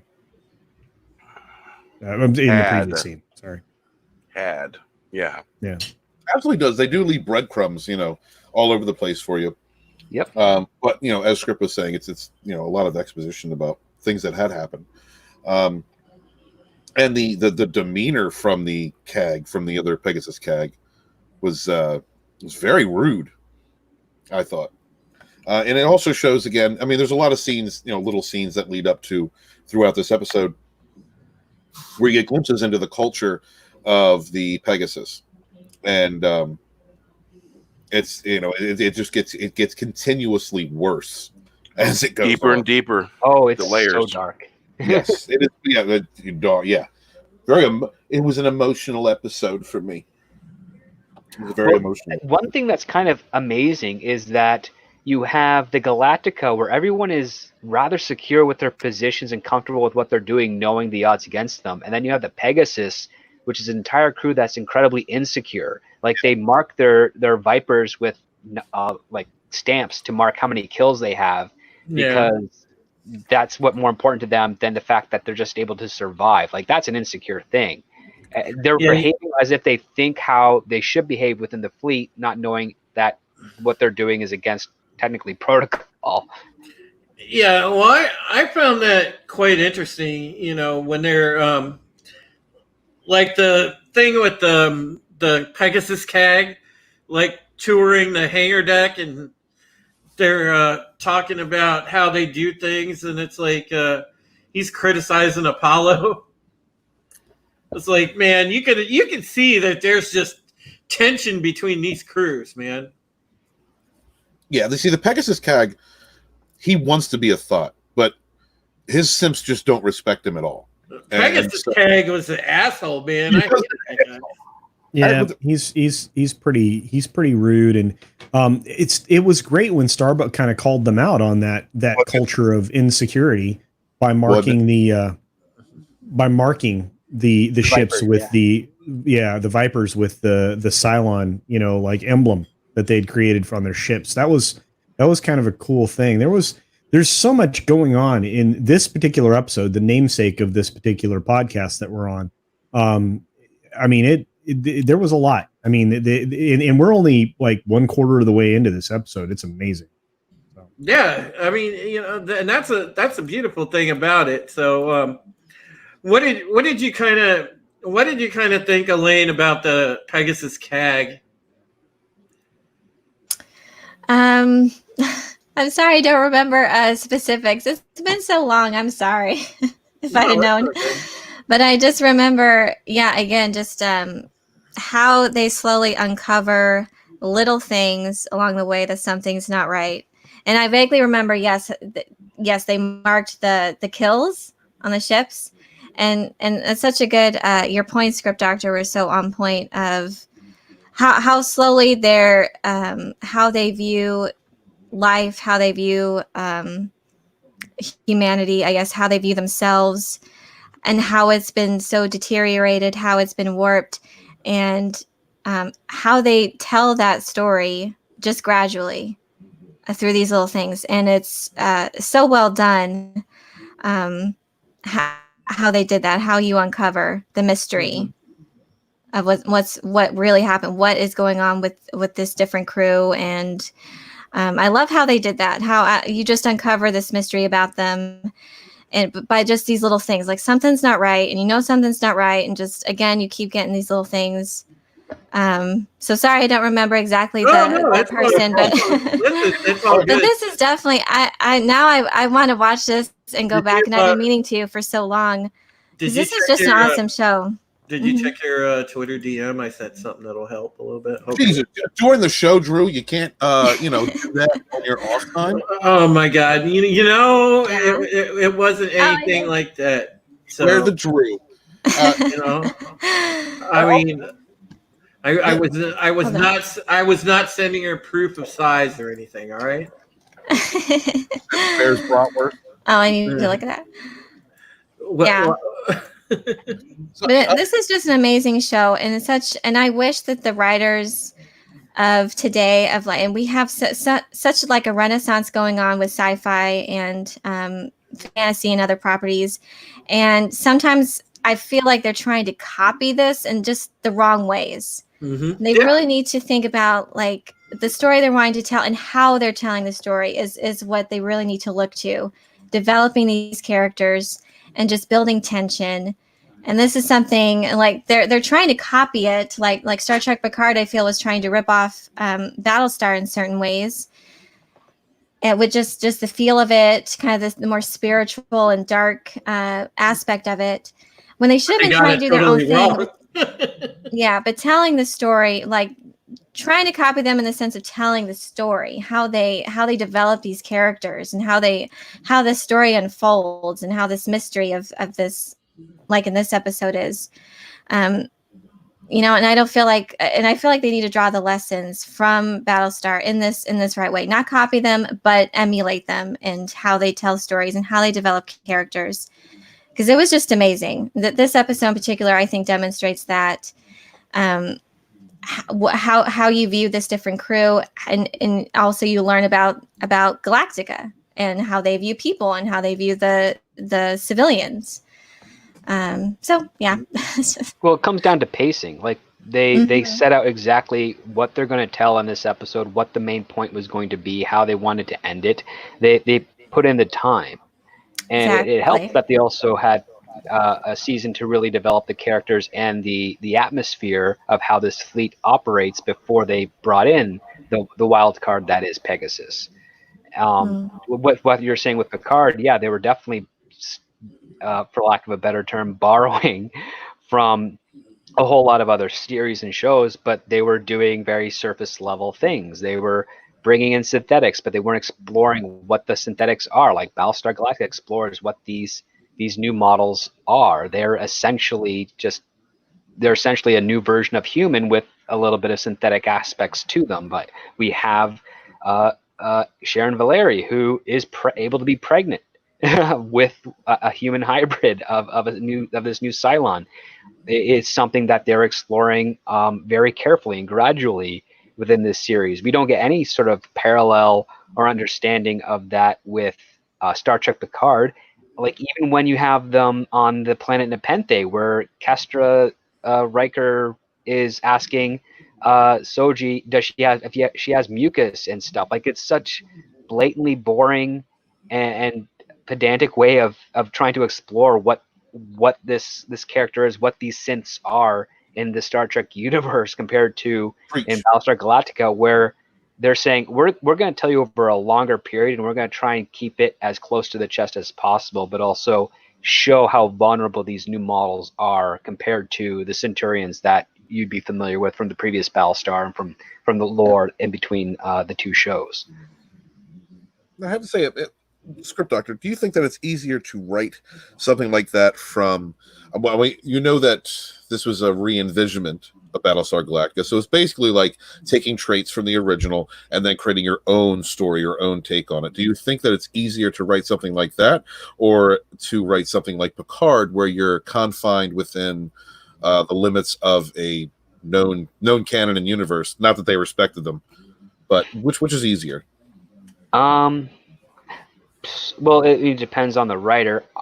It's always easier to adapt something, usually, because it's already laid out from beginning, middle, and end, and you can play around within the pivotal milestones or story beats of that. Which Battlestar Galactica, like this series does that quite well. Like the first season tackles a lot. Like the first season in '78 tackles a lot of various issues that Battlestar does, but they just go into more depth with it in the Right. Ronald Moore version.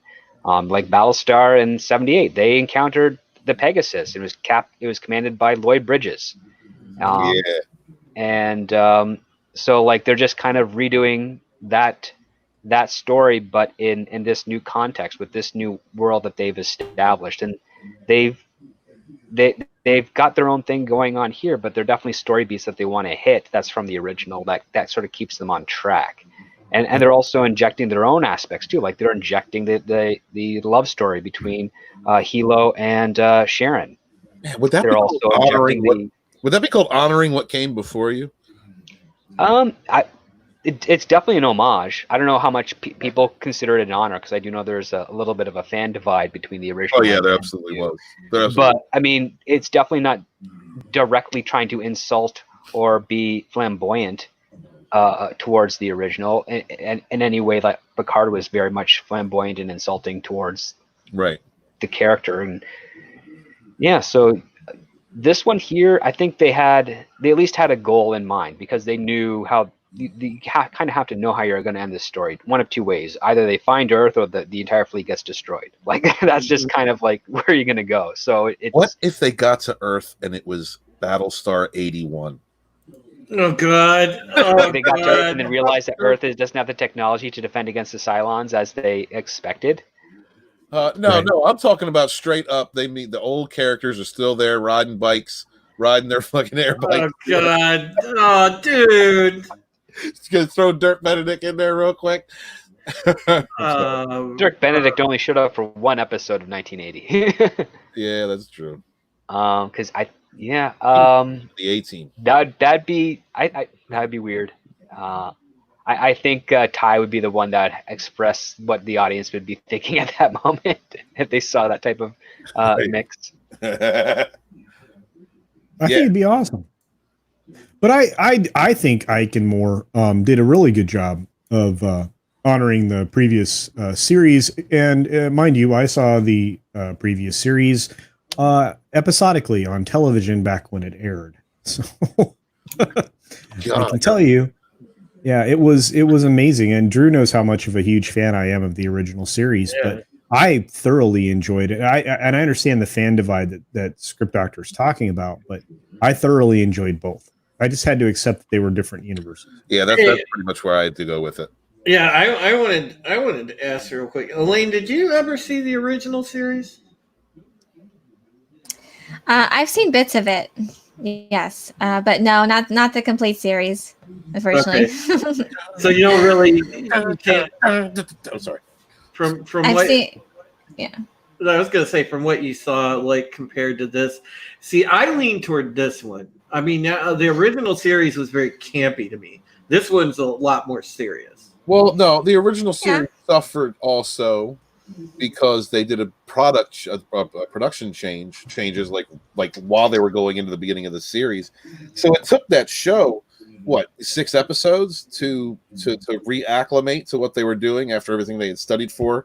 All the set designs being changed, and then they had to go back and shoot scenes for the pilot, reshoot scenes for the pilot to make continuity match up. But if you look at this is the thing. I love the original Battlestar. If you look at the last half of that season, that story that was meant to go across 4 seasons, 4 to 5 seasons. 4. Yeah, because I think Apollo fell in love with the new pilot towards the end, right? If memory serves. Larson was targeting 4 or 5 seasons. You're 100% right. Mm-hmm. They made the most expensive television pilot of the time. Well, yeah, $1 million per episode adjusted for gross. Yeah, it was $8 million for that pilot. What? Yeah. Yep. Mm-hmm. Yep. I was building the sets and the new technology that John Dykstra brought over from ILM. That's exactly right. Yeah, because Glenn Larson wanted to make his own version of Star Wars for television. Yep. That's what this was. Star Wars went off a lot of different movies. Yeah. I mean, that was Glenn Larson's specialty, and Script Doctor will tell you the guy took somebody else's property and changed it a little and turned it into his own. That was he knew how to skirt the copyright infringement stuff quite well with what he wanted to do. Like he basically said, let's do the Mayflower meets Star Wars and just go from there. Nice. Yep. Yeah. But honestly, being as what Steven said. I mean, the show was headed in the right direction. It just took a long time to get it turned in the right direction. And the network, it was ABC at the time, if I'm not mistaken, decided to take a time out and not give us another thing until 1980. And that killed it, man. If the original had as much time as this series did, like a few seasons, it would have. I think that we would still be watching the original today. Hatch and gosh, I always forget the blonde guy that played Faces. Oh, yeah, Dirk Benedict. He had Richard Hatch. He had Lauren Green. Yeah, Lauren Green. Holy cow! You had Calicos, man. Yeah, John Calicos. You had Jane Seymour for the first 6 episodes. Mm-hmm. Yeah, smoking before hot. the plastic surgery. So, and also she nailed an American accent because I know her natural accent is British. She's from the UK. She's a little thick. Ladies on that show, man. Oh God, Jane Seymour. Jane Seymour. God. Oh yeah. Jane Seymour was in The original Battlestar? Yes. Yep. Yep. She's in the first 6 episodes. Yes. I only see it for Dr. Quinn. Dr. Quinn. Quinn. Oh yeah, no. Dr. Quinn was set all kinds of puberty records for me. But anyway, so yeah, Your He's mother would be Dr. Quinn. That's And awesome. we're back to the bratwurst. Dr. Quinn, give me some medicine, woman. Never Okay. saw the show, just saw the commercial. sorry. Anyway, so you only got 24 episodes of the original series, and then you had the 1980 thing that I wasn't a fan of. That was 10 episodes. So this show was allowed to develop along a proper path, and we got amazingness. And this episode just clearly demonstrates it. Pegasus is such a. I mean, we were talking before it. This thing changed the tone of the series. Script for actor, the season. a script actor might know he might know like the answer to that question. Parrothead wants to know: didn't George Lucas and Glenn Larson have issues? Yes. Nope, just George Lucas. Mostly it was George Lucas and John Dykstra. Glenn Larson just kind of got in the middle of that. Okay, that's a better way to say He didn't really want to get into the middle of that because he was like, "Listen," but it just sort of happened. Yeah. What are you asking about, Seth Lord? So all right. We are as far as I know in the episode, we are at just where it was that basically Saul tells Adama as he's getting his logs ready to give over to Kane, like what's going on. In between that, we have a cut where Rosalind asks Adama if he's okay with everything. Adama's like, "Hey, I've been taking orders for years. It's all good." And then, of course, that's when you see Saul telling Adama what he heard from, talking with Fisk and all that. And then, we go to we cut over to the Pegasus, which it had been brought to Kane's attention that Galactica has a Cylon prisoner. Well, Pegasus has one, and Baltar was the one to reach Galactica's prisoner. So Kane figures, okay, I'm going to use Baltar and take a crack at seeing if he can get anything out of our prisoner. So they're over on Pegasus, and that's where we go into it. Do you want to take over a little bit, SD?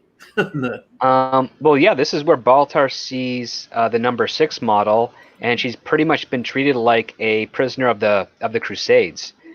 She's bound at the ankles and wrist. She's filthy. She's pretty much silent and traumatized, and she stinks. And Baltar is absolutely shocked. So is the Angel 6 figment as well. But Baltar is kind of committed to trying to figure out if he can help this Cylon, because this is where you actually see what the mentality of the Pegasus crew is, how they treat their prisoners, artificial or otherwise. Like it's completely dehumanizing. This is where you realize really bad stuff is about to happen, because this is how you see how they treat her. And yeah, this is where Baltar asks Angel 6 to leave him alone so he can actually do something to do this. Like he can't help her with her over his shoulder, and it was outrageous. But once he realizes what's going on, he speaks with Kane and says, "Yeah, everything you're doing clearly doesn't give results, because you're not treating the prisoner like a prisoner. You're treating them like less than an animal. She's been physically abused, but not mental, but not like no brain damage has occurred as far as she knows, or as far as he knows." Oh, that woman's Sorry, dead. Baltar's got long hair, so I misgender him. He's also tiny for a man, so God, again, you hate misgender him. Baltar so much. Yeah. You have this ingrained hatred for Baltar. This was kind of a heroic Baltar this episode for me. Yes, absolutely. Yep. Well, heroic for him. I mean, at this stage of his development. Anyway. Look, man. Well, at this stage, it's nice to see that he's treating someone more than a machine. Like he's actually thinking of this person a bit more than thinking of himself.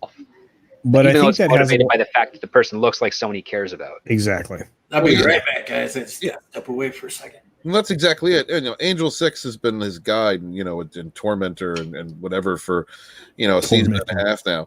And he's, he has developed a relationship. And that image of her comes from Caprica 6, so he's got a history of looking at this individual, this face, this person, no matter what form it's in, and really caring about it, humanizing it, So going in there, well, Angel 6 is bugging out because she identifies with what's going on and she sees what's going on. Like anybody, if you look at that scene with this person, this woman, bound and bruised and just like unresponsive, Wearing a potato sack. Yeah. right? You know what's happened. You know it. You know what this person's been through, and so the horror of it, it discusses Angel 6, and this is where I enjoy. I love the show. I love the way that I'm able to identify with it. In that, I have been a person who has had a strong sense of sensuality earlier in my life. I was a whore, and so like I kind of understand what Boltar is like, just wanting to get laid. I'm like, yeah, I know, I remember that feeling. I know what you mean. Like I identify with that character a little bit in that aspect. And then he's confronted with something so horrific. This person's been beaten and tortured and obviously taken advantage of, and he goes to a place that is unfeeling in order to treat this person, in order to diagnose what's going on. It's not that he doesn't feel anything for her. It's that he becomes very dispassionate, which is in this way is very positive. Whereas now we know that Kane is just a freaking monster, who is also dispassionate, but to the point where these kinds of abuses have taken place under her watch with her consent. Because we've already gotten the impression that she's in command of everything, and we've gotten the impression from the people under her up to this point that she will not take any shit. She will follow her command. She knows how to treat her simps. So when you see, that she okayed this dehumanization And encouraged it. So you see like this mirror difference between Admiral Kane not having any emotion or any sympathy towards someone, and then you see someone else who we've been led to believe is, only looks out for himself, only cares about himself, and then here we have him being dispassionate, but it's not in a selfish way. It's because of the care that he actually has, and he wants to help this situation. So I just thought there were two different extremes coming from the same type of emotion or lack of emotion. Yeah, very, very insightful because Yeah. it's a horrible thing. Elaine, what were you about to say? Saw you went on mute there. This is definitely the turning point, not only in this episode where we're fully uncovering the horrors of this crew, but such a change in character development with Gaius and number 6 in his head. I think before this was definitely, I guess, a watershed moment, I guess, for them both. We really feel, not only do we see the how the crew, who is the Pegasus crew, and how they feel, how they dehumanized everything, but we also see in this scene how these two characters kind of grow and develop and humanize with this poor being. And so it's growth. We not only see the mystery being uncovered with this crew and the horrors that are being that are happening, but also just how Gaius and the relationship with the 6 in his head. It was such a strong moment in how they did that and the growth between these characters. Gaius has definitely grown so much, but definitely a turning point here. And his relationship and how he views the 6 and how he views this, who is actually in front of him, this particular Cylon, is such a great. What happens when confronted with this horror? Not only do we uncover the Pegasus crew, but how it changes Gaius and how the growth there, and it's really amazing how that happened with this character. It also kind of showed that Angel 6 doesn't know everything that's happening. You know, she's oblivious to it. You imagine if she had known they were going to walk into that situation, that she would have already been shaken. But we find out that she has to engage this situation. She has to see it. It's herself too. She sees herself, and that's got the psychological portion of it was done so well. So it really was. Yeah. And it also is a foreshadow, a sort of Damocles, so to speak, for what's going to occur to Sharon if there can't be a reconciliation between these two crews and the chain of command. Right.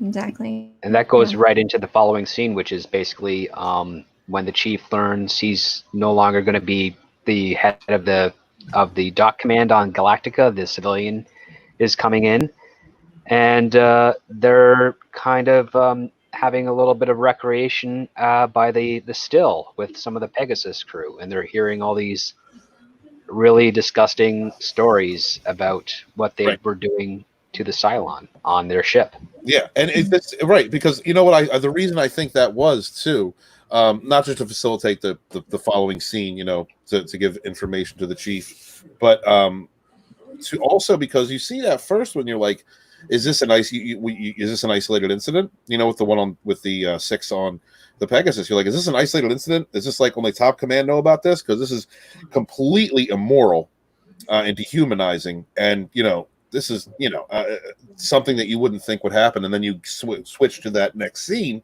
and they're just drinking it up and talking about it like it's everyday business. Like, this is how they roll. They are killers, they are murderers, and they are ists. You know what I mean? Yeah, and this is all happening now as a result of Admiral Kane basically consolidating the fleet and making crew transfers and whatnot to Adama's chagrin and objection, because he has a system that's working really well for what he's doing, and now she's coming in here to change it based on her own absolutist opinion, where she can't be challenged in any way or form. Yeah, definitely, because you're going to want to graft your culture. I mean, she's looking ahead. And to my mind, that decision to me is Kane looking ahead to, okay, I'm going to have to take over this ship eventually and appropriate this entire ship. So I need to put people in positions that are loyal to me. So when that coup happens, I've already got people on the inside. Yeah, she was assessing everything. Yeah, she's planning that. Yeah. Dagger eyes on everything, making plans. Yeah, and it definitely works out in her favor as we get closer towards the end of the episode, because after Adama can't do anything when he finds out Starbuck and Apollo are moved off his command and to the Pegasus, that's when Hilo and Terrell figure out exactly what those jerks from Pegasus are talking about when it came to their Cylon, and the fact that they have their chief and Cylon investigator or interrogator is aboard their ship, and they bolt. But yeah, because I'm sorry, go ahead. No, finish. You go. That interrogation scene, it was so fast. Like, it went from 0 to what it went to really quick. Like, there was no time. It was, I'm gonna punch you around a couple times, and then I'm gonna pull your pants down. Like, you know, yeah, and I'm wondering, where's the Galactica guards there? Right. Because shouldn't there be one Galactica guard minimum, like outside, going, like, "Hey, stop that"? Yeah, somebody with some fucking morals, because that's hideous. Like, that 10 minutes of television got me heated because it's of how abhorrent that whole situation is, and yeah, I mean, it shows you really fast how bad it is, and then you get to this interrogator, and like I said, it goes from what's this, hit, choker, throw her down, and then, you know, it's like those guards knew exactly what they were doing. They've been through this one before. guard holds their hands down. Exactly. Yeah. Exactly. Just right to it. And so, you know, it just, you know, at that point, like, if you know at that point, it's going to come to blows between these ships. These cultures are completely different. The culture that she has created on that ship is the worst of humanity. Now, here's where the devil's advocate in me comes out.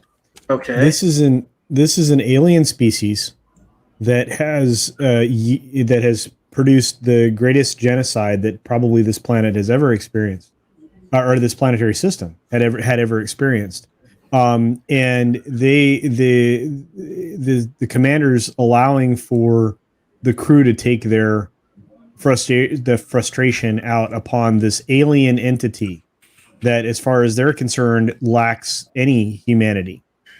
So, I believe me, I'm not defending it. I'm just saying there is a culture in which this could exist, because war crimes like this Happen. and these activities Right. have been in our own history. So, it's a great way to tell a story about, the previous wrongdoings when you think of something as less than human. And that, Well, if you think Go of ahead. your enemy as less than human, you yourself lose your own humanity.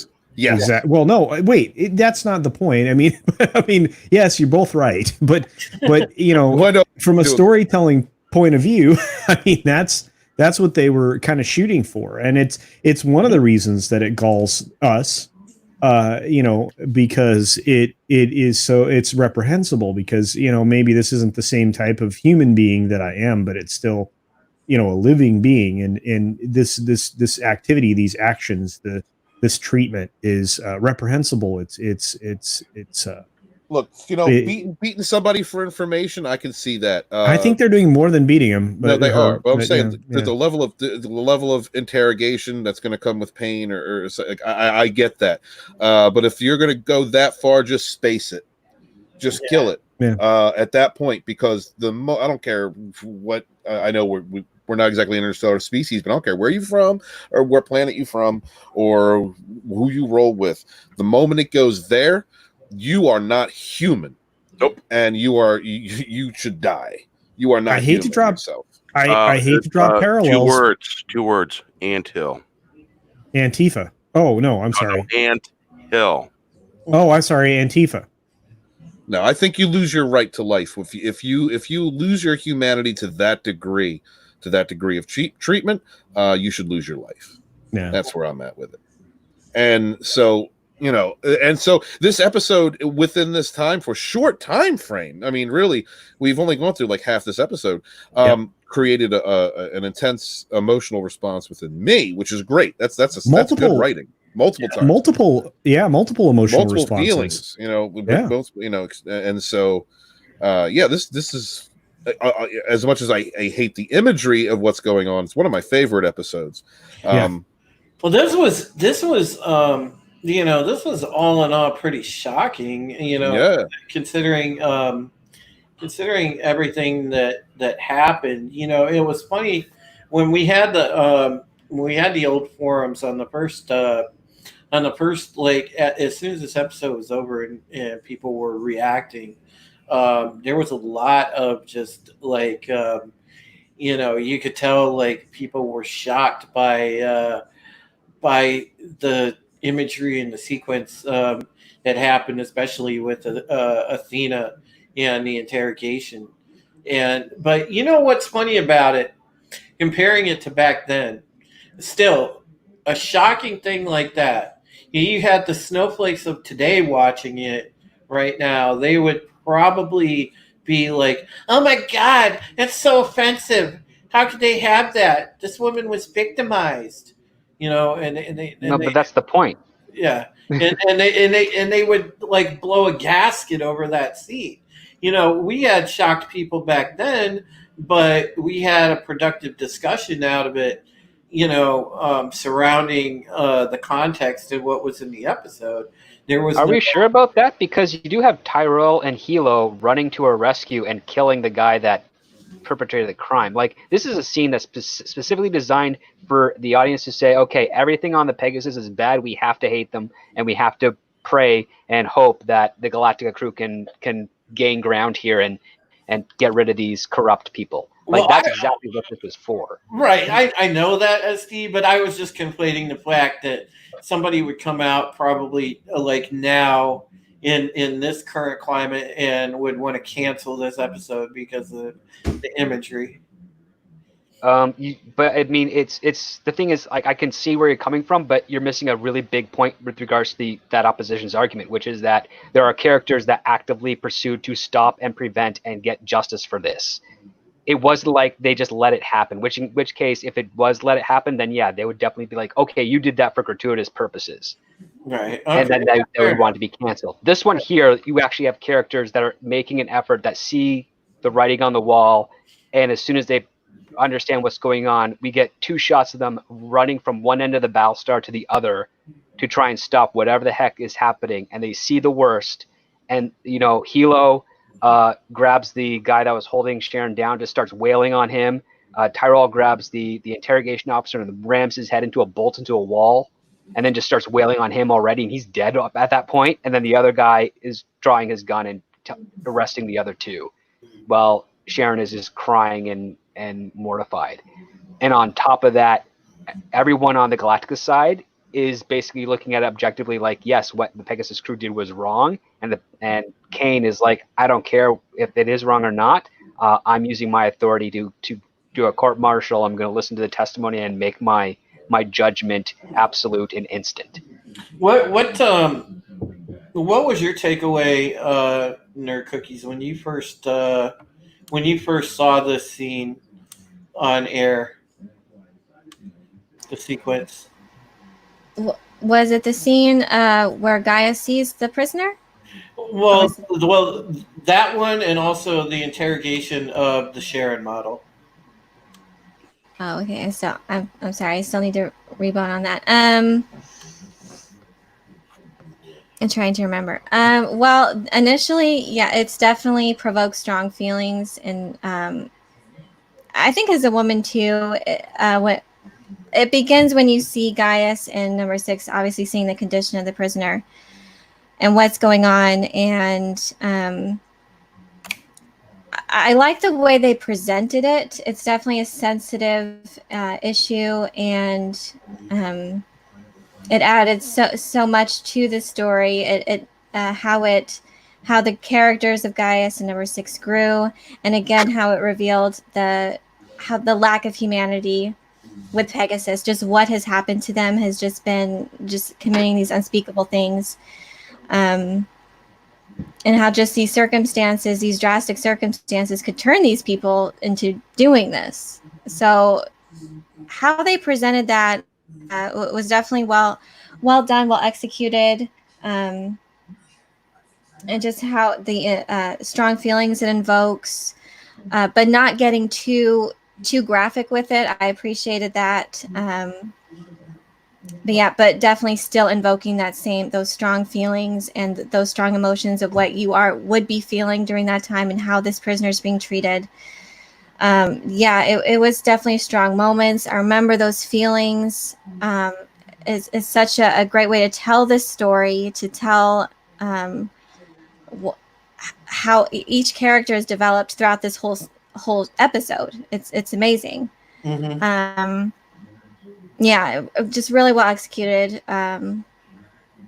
It's such a sensitive issue, and it's such a strong episode, but so well done. It wasn't too graphic, which I appreciated, but it was just enough to reveal the horrors of what is going on with the situation, and enough to reveal the characters and how they developed and how they grew in reaction to this. So it was very good, very strong, and Because the other sequence I was asking you about too was when they showed the interrogator, the lieutenant from the Pegasus, and they were interrogating, Sharon, the other Sharon that had been on Galactica, and then basically, he was going to, do the unspeakable to get the information from her. He wasn't trying to get no information. Yeah, No. I mean, he was going to basically, rape the woman, and then what happens is Hilo and Tyrell intervene, and then but it gets like super graphic as he's like, For like a split second though, but it wasn't like Nerd Cookie said. It wasn't It wasn't gratuitous. gratuitous, right? Yeah, And exactly. I appreciated that too. yeah. But But Toro come in like a freaking hero though. That would have been me. yeah, Identify yeah. him in that scene. I would have rocked that dude's head up. I don't care if he dies. I would like to. Oh, I see- would have kneed him in the lower part of the jaw and pretty much Yeah. knocked his head clear off Hell yeah, bro. his spine. Absolutely, bro. Yeah, I That's would like Mortal to see- Kombat shit. Yeah, I would like Yeah, to. and then I would use that head to beat the other guard that was holding the gun on me while Hilo was beating up the other guards. And Absolutely. Yeah, I don't think they meant to kill the guy. He just happened to hit a bolt No, sticking out of the wall. Yeah. Chief walked in. Chief used to. Okay, that woman looks like exactly like the woman that he loved and went through so much with, covered her ass, betrayed his oath, and then lost her, and then now she's back, and he's going through all those. But you walk in after feeling all that, and on top of that, of seeing what you're about to see, no, Chief reacted like any man would. And took care of business. That's what happened. Yeah, there was a previous relationship there that definitely added to it. And obviously Hilo's going to do what Hilo's going to do. That particular struggle was exactly what you should have expected if you were to consider yourself a man. And I'm speaking as a male person. With male even parts? If you didn't. Yeah. Okay. Yeah. I'm sorry. I know. I'm sorry. That was phobic of me. I'm sorry. No, not the addictomy. The I had a dick on me. Okay. Yeah, no. But anyway, it's one of those things where any man, despite the previous relationships that Chief and Hilo both had, Agathon. That's how you would respond to that situation if you were witnessing something like that, something that was that horrific. Yeah, absolutely. Chief was the Hulk. Chief was the Hulk. Agathon was Captain America, and they went in there and took care of business. Exactly. Yeah. Exactly. So, all right, moving on, guys. 2 hours in. Oh yeah, 2 hours in. All right, yeah, go ahead. Well, we're in the mission briefing now, right? It's the mission briefing scene with the CAG and their terrible plan. The terrible plan. The terrible plan. Yeah, because what is his name? I don't even know his name. The CAG for Super Pegasus. Dumbass. Yeah, okay, Super Dumbass. Dumbass CAG is telling everyone that they're going to go after they want to survey a ship that is larger than any that they've ever seen. And in the room is the new pilots of the Pegasus, Apollo and Starbuck. And while they're explaining the scene, while they're explaining what they're going to do, they're going to jump into the system, hide behind the moon. And Starbuck starts talking to Apollo. And Dumbass CAG says, "You have something to add, Starbuck?" And she goes, "Yeah, your plan sucks, sir." Yeah, that's great. Your plan sucks, sir. Yeah, your plan sucks, sir. And then begins to explain. Yeah, begins to explain why. She's got the biggest balls in that. So he says, I don't know, he says something negative back. I can't remember. Next week I'll have notes. I didn't know Raquel was going to be here. Next week I'll have all my notes. She effectively gets benched. But basically she gets cut from the mission, told that she's grounded, and then Apollo is told he's going to be flying a Raptor, which is a demotion, really. And that's it. They leave. As they're leaving and they go out into the hallway, the Apollo and Starbuck are talking about, this how shitty the situation is, when Apollo gives her a camera that he has on him and says for her to take the Blackbird, which is their new stealth ship they just built last episode, and to go get those pictures herself, as she has suggested to the dumbass CAG, but he didn't want to hear it. Yep. Yeah, their plan was to wait behind a moon, thinking the fleet will fly close enough for them to hide and take photos of their of their fleet. Which, Kara makes a very good argument as to why they wouldn't do that. Right. Yeah. That's more important because in a Mary Sue situation, the Mary Sue wouldn't make an argument. She'd just say, "I'm right, you're wrong. That plan's stupid." But in this situation, Kara's like, "No, on my experience, the Cylons aren't going to do that. So it'd be a dumb plan." Right. You know, Yeah. right after that scene where they have that little confrontation and they're like filing out, you know, Adama's got the camera in the bag and it says, "Here, to telling Kara, you go take care of that and get in the Blackbird and go get some pictures." The whole time, the CAG's watching. He's sitting there watching, turning around, looking around like a dumbass. Like, you obviously see what they're going to do. You can see it, you know it, but yet you do nothing about it. That's how dumb the CAG is. He's pretty dumb. All right. Yep. All right. After dumbass, anyone? After dumbass, I think we got the scenes mixed up a little bit, but that's okay because we're still on point. Because after dumbass, Tyrell and Hilo are being ferried over to Pegasus Right. with the dead body, and Adama is arguing with Kane to have them tried on Galactica and by a jury. And then Kane's arguing that, well, he disbanded the I guess the court system there. Mhm. Yep. So she's going to take charge and she's going to claim that it's going to be fair, and we know at this point it's not. Yeah, right. Kangaroo Court. Yeah. Pretty Hope much. there's- Yep, Hope absolutely. there's not an army of gay Marines over there, guys. Hope for it. But literally within a second, he's informed by Ty that she's already pronounced judgment, and they're going to be tried for, they're convicted of treason and going to be executed. Yeah, and that's when we get one of the best scenes in television in recent history. Like, that whole sequence is just friggin' amazing. It is. It is because Adama whips out his bratwurst and says, "No, you're going to give me back my people." Well, just the whole thing. Like, Callie walks up and she's like, you know, because she's talking to Adama before he gets a call from Ty. And she's like, you know, Chief Tyrell's a good man, sir. I don't want to see anything happen to him. And he's like, I know, I'll do everything I can. Then he Callie gets a call. will shoot a bitch. Then he gets the call from Ty that you know, trial's over and what script actor just said. And the funny thing is like, man, Adama's all business at that point. He's like, fuck this. I'm on a Raptor with Marines in 5 minutes, ready to go to the Pegasus and get our men back. Exactly. I want a Marine strike team and a Raptor in 5 minutes. Prepare to launch alert fighters. We're about to. And he's like, you have work to do. I love all those. Dude, that's one of the best sequences ever. I love that. I love that. And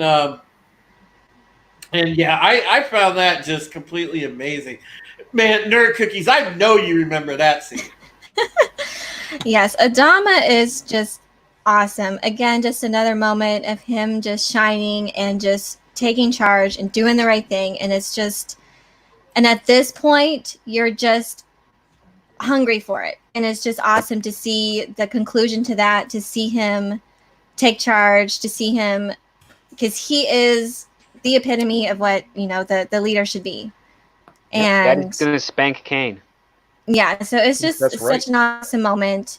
And again, I love Adama and again Rosalind were my favorites of this show, and this was just one of those moments where he just shines so much and he just takes care of business in such an epic way. It's just awesome. And at this point, you really need it. You need him to be. He's the leader you need him to be right now. And Kane is not used to her simps talking back to her, so she's ready to go. Kane's a Karen. Yeah, Admiral Karen does not deal with simps. He was a Karen before there was a Karen. Listen, never trust a woman with bangs like that. we got Admiral Karen out of this. That's like the best thing to come out of tonight. We got hashtag Admiral Karen. Wow, that is great. Holy shit. So she's not used to her simps, disrespecting her. So she gets her good simps, the ones she talks down to, and they listen and they respect her, and sends them out in Vipers to alert Vipers to handle the incoming Vipers to the Pegasus. And it's Can't wait. I can't wait for the next episode. Yeah, Is well, how I Oh felt. yeah, that's the cliffhanger of this one. That's the standoff. You got two fleets coming up to each other, and you have Admiral Karen targeting Galactica's main battery core. Mm-hmm. yeah, and it's just an amazing sequence because, like I said, that's one of the best sequences I think of the whole series.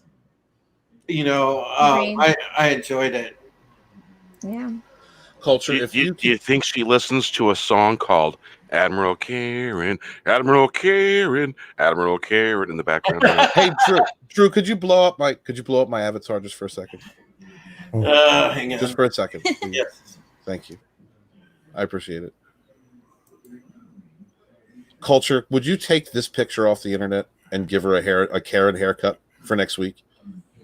Yeah, I will try to grab that. That's give awesome. me 2 shakes of a. Just look up of a- Admiral Kane on Google. And Oh that's no, what yeah, I actually that'll be much easier. Yeah, than trying Yeah. to grab it right now. Yeah. Yep, I will do that. She Thank will have you. a Karen haircut for you, sir. That is awesome. I appreciate that. Do you want the blonde or the brunette version of the Karen The Bob? blonde, the traditional Karen. The Okay, I got traditional that. She's Karen. the dangerous type of Karen because she's going to be like, I'm not going to ask for your manager. I'm going to become your manager. That's exactly it. Exactly. That's exactly. Blonde She is hair and brunette eyebrows. She is the perfect Karen. I am the manager. if she was a Pokemon, she'd be a final evolution Karen. That's right. Okay. Ooh, this is fun. I never knew. I never knew she was the first. She must have been.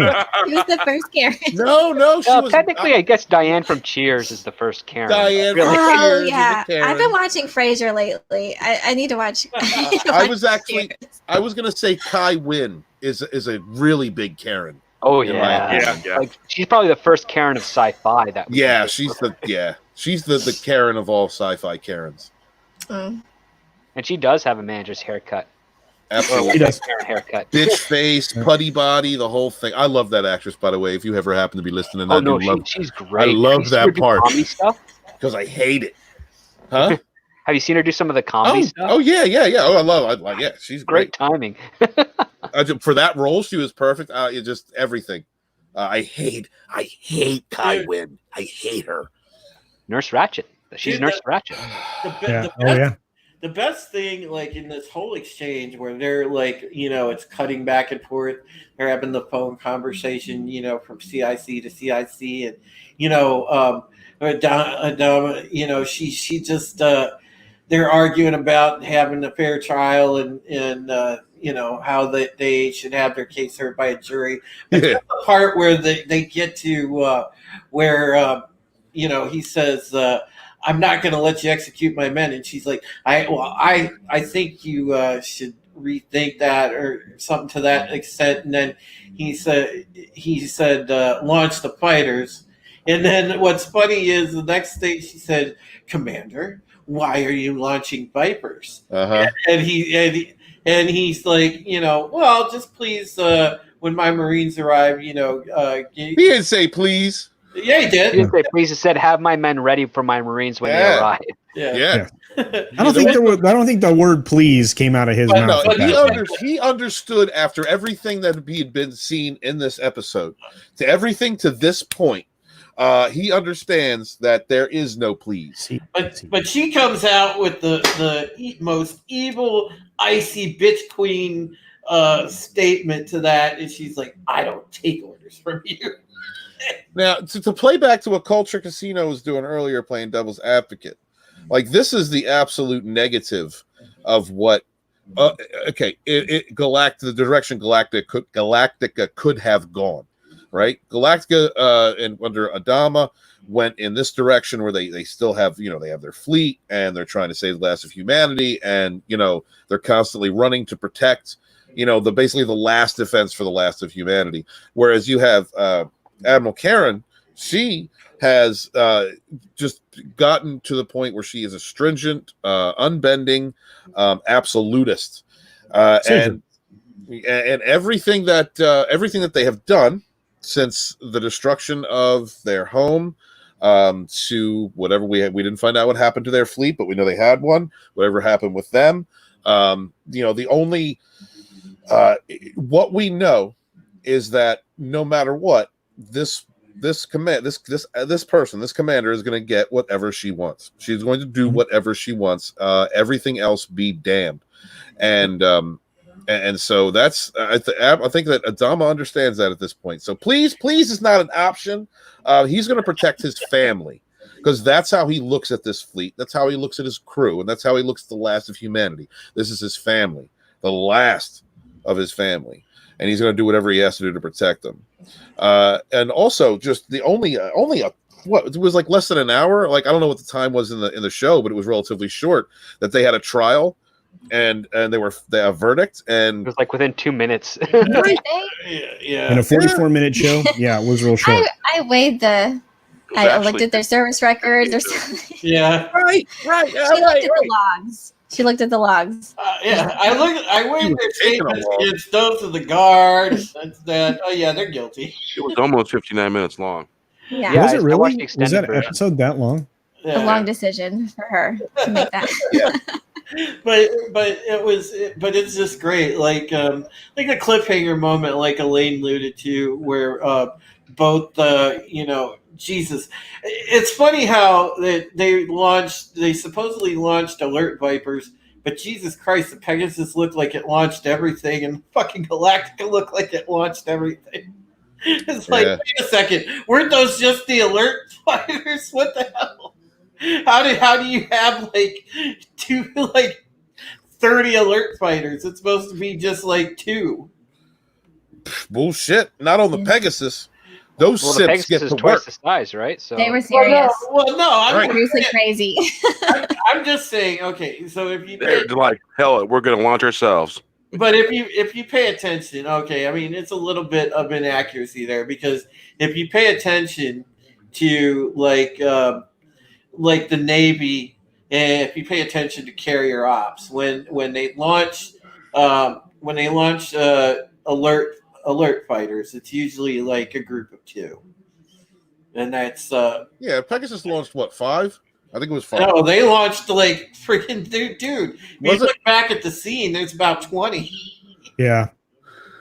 It was half the Well, squad. the procedure is probably different, because that is a wartime vessel, and they are a seek and destroy, hit and run type. Well, the same vessel. thing with Galactica. I mean, Jesus. Yeah, Well, that's a lot of Galactica's more of Vipers. it's an older vessel, and it's more the commander involved is defensive. Now, if you had someone like Kane commanding the Galactica, I don't think it would be just 2 Vipers that would get sent Well, out, 2 or 3. It would probably be more like 10. The Galactica didn't launch 2 either. They launched everything. Well, they're alert fighters, but what I'm saying is that, because of the difference in command type and command, the way that they command their ships, I think that even if Kane had been involved, I don't think what I'm saying is that I don't think that it's the capability to launch, although there is a difference in the amount of fighters. It's, how many you would launch an alert status compared to a defensive ship compared to an offensive ship. But either way, this was my God, a mind-blowing cliffhanger, mind-blowing conclusion, great episode. This had so much information, exposition, just action. It had everything in this episode that you could want. And this, truthfully, if you ask any fan of this show, this is one of the episodes very high on everybody's list, because it's one of the most truly memorable episodes in science fiction television history. It also has the worst music of any of the episodes, though. That's the other thing. I liked the opening music. Excuse me? I liked it. Script doctor. I think Bear McCreary did a good job with If this Raquel one. was here, she'd be telling us about how it should have been Greek music. Hold up. Time out. Like, I have the soundtracks from all the seasons, because I wanted to have all the soundtracks. And Drew masturbates to this music. and the music that they're using at the final confrontation, at the cliffhanger, I really like that, actually. That was Well, that's music that's repeated throughout the series. I'm talking about the very opening where you have that weird offset harmonious I liked it. whine. It was different. It just Wine. felt so out of character from the rest of the series. Oh yeah, It was yeah. different. Yeah. That's what I'll I'm give talking that. about, because that's what you're like. Really, this is the tone you're going for? This, Yeah, I'll give like, that. I'll give that one to you. Well, because when you think about, I actually I liked it because it was different, and now we have a new Battlestar come into the scene, so you don't know what that opens up, and so there is at that moment like it's hopeful, it's different and it's hopeful because now you have two Battlestars instead of one, and one that's obviously superior from the looks of it. So I in my opinion, I thought the whiny music fit. Well, I don't know. Just the track that they used at the end, "Prelude to War." That's probably my most favorite in all of the entire. yeah, because that's a reprise or reiteration of basically the combat music that they face against the Cylon Raiders. Right, Mhm. right. Yeah.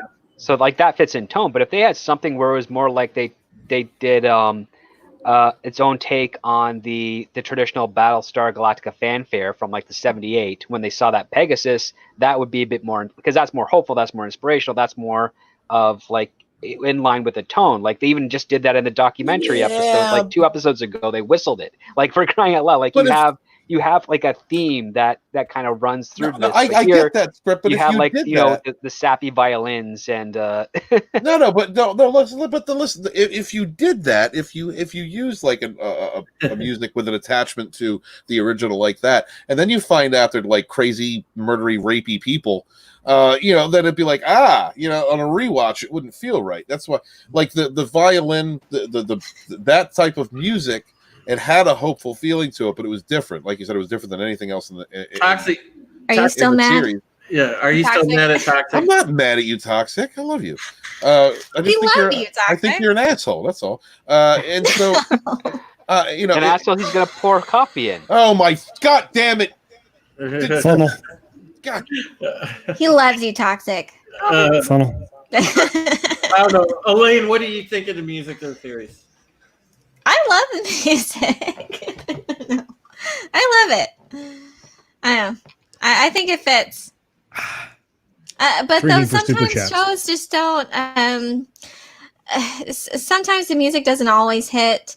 But I think overall, definitely, I like the music. I think it fit really well. I'm struggling with The Mandalorian on that too, in regards to the music, because sometimes it doesn't feel like Star Wars to me. So I'm kind of going through that crisis. Yeah, they have a lot of songs there that don't fit like Star Wars, but the main theme kind of, it feels more adventurous than what the show actually delivers. Yeah. So sometimes I really love it, but then like some moments I'm like, I'm not crazy about that. So sometimes I think they get maybe the moment not right, or so it may not be a winner every time, but overall, yes, I like the music. The main theme of The Mandalorian is like a ripoff. You're right, Script. It's actually original music. It doesn't rip off anything. Because I'm just saying it's a ripoff from the standpoint of it's a ripoff that the plot sucks compared to the music. Oh yeah, like you listen to that song, sounds you're more expecting like Star Wars next season. I don't know. Because you listen to that Mandalorian theme when it gets to like that big crescendo, and you're expecting to see like the Mandalorian like swinging on a wire and pointing a blaster at somebody and mowing down stormtroopers. But some moments I really like, but some were like too like punk pop. I don't know what they were going for. Like the I think it was the heist episode. Yeah, the heist stuff just didn't feel right. Yeah. So it's like sometimes the music doesn't hit. Sometimes, and I hopefully and this is their second season. I guess it was, they're almost done with their second season, but hopefully the Mandalorian will figure it out, what they want the theme to be. It's so important though, the music. You really have to get the theme right. I don't know.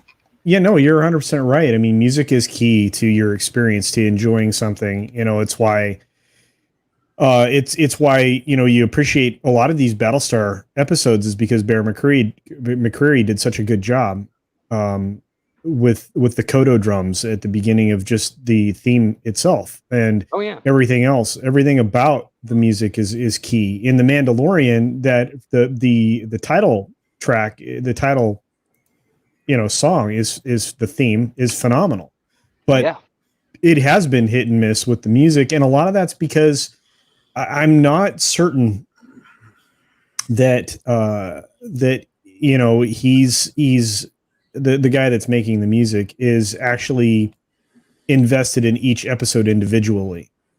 So you have to be involved in the production process at some point in order to make a good score. Oh, I don't think it's just that. I think the composer for The Mandalorian was looking at the show the same way that we were. We're like, what the hell is this now? Because it's not following a traditional narrative structure. Right.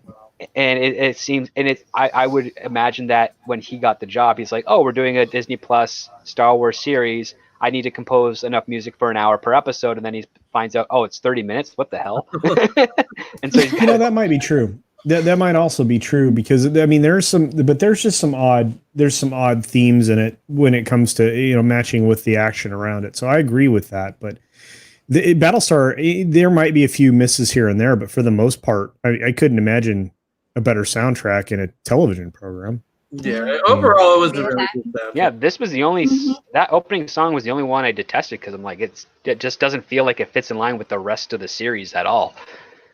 I wonder what they were going for with that. Mm-hmm. Scott wanted some really deep porn music. Like maybe they needed more brass. Would you have been happy if there was more brass in it? Possibly. I mean, because it was a fanfare. I mean, it was a fanfare. It felt synthetic as opposed to like from an orchestra at parts. It felt artificial. You wanted more John Williams. You wanted more didgeridoo. More John Williams doesn't hurt. Yeah, John Williams, Elliot Bernstein, or sorry, Ellie Goldenthal, Elmer Bernstein. Bernstein would have worked. Jerry Goldsmith or Joel Goldsmith. I think we should have heard the Superman scene and then see Christopher Reeves fly through space like between the two ships. Hail to my buddy Stick Noby. Hey, Stick. Always Hail, good Stick. to see you. Hello there. It's great to see you, man. And chat, by the way, I'm not fancy and monetized like a lot of people. So, if anybody does want to help the channel out, just feel free to drop anything if you want in the PayPal link. I don't have any other way to really do anything right now. And in the PayPal message, put super chat and then ask a question. And if you do that, we'll read it on the next show. Oh wow, that would be pretty cool. Yes, we will do that. Yeah, that'd be really cool. That's cool. But I can't wait to put Admiral Karen on the screen for next week. Oh yeah, we're doing that. That shit is that's going. awesome. I already got 4 pictures to work with, so we're good. That's wonderful. Yeah, I need the hair. I need an Admiral Karen avatar. That's gonna have to happen. So really quickly before we wrap up, next week's episode we will go with Resurrection Ship Part 1, and that's going to be so great. It's going to be pretty awesome. We're getting into the really good stuff now. Yeah. And, also, I do want to thank Elaine for coming in. This was so great on short notice. I want to thank Culture Casino for coming on and being our special guest this evening, and. We may see in addition to the show. I don't know. We will talk about. Oh, that'd be awesome. We will talk about that behind the scenes, folks. And I want to thank everybody in the chat for coming out and supporting us tonight, and everything else. And we'll go around and let everybody plug their collective projects and channels now. So here we go. So. Culture Casino, go right ahead, sir, and sort of talk about yourself. I love the background, bro. Yeah, well, this was the ready room, Great. This was actually during 33, which was part of the miniseries. But actually, I actually have a commercial prepared that I would like to present. So if you'll just bear with me, just a second, I have some preparations to make. Can you put somebody else on solo first, Drew, please? Oh yes. So we'll go down and we'll go to Bear. Go ahead. Why don't you do everybody while I put in the chat. Wait, ho! Look, man, give it to me. I'm Everybody. gonna give a monologue real quick. Just give it to me. I'm gonna give a monologue real quick. And give everybody time to do their thing. Bear's telling me I need to like do everybody like hold up, dude. Yeah, you said okay. Go to dinner Listen, yet? I would like to thank Nerd Cookies for bringing chaos to the chat once again. Thank you for turning my fans here. I actually had isolated fans here away from all that stuff, and the Nerd Cookie showed up, started talking about asses in the chat, and then here we go with Toxic Man Flu and Parrot Head and everybody else just talking about some of the grossest shit. This is awful. I have been dreading this since the night that Nerd Cookie started telling us that her mother-in-law, she had to correct me, puts coffee in people's asses. That is the grossest thing I've ever heard. And this is her fault. This is her fault. Thank you very much. She's crying. I can hear her crying from laughter.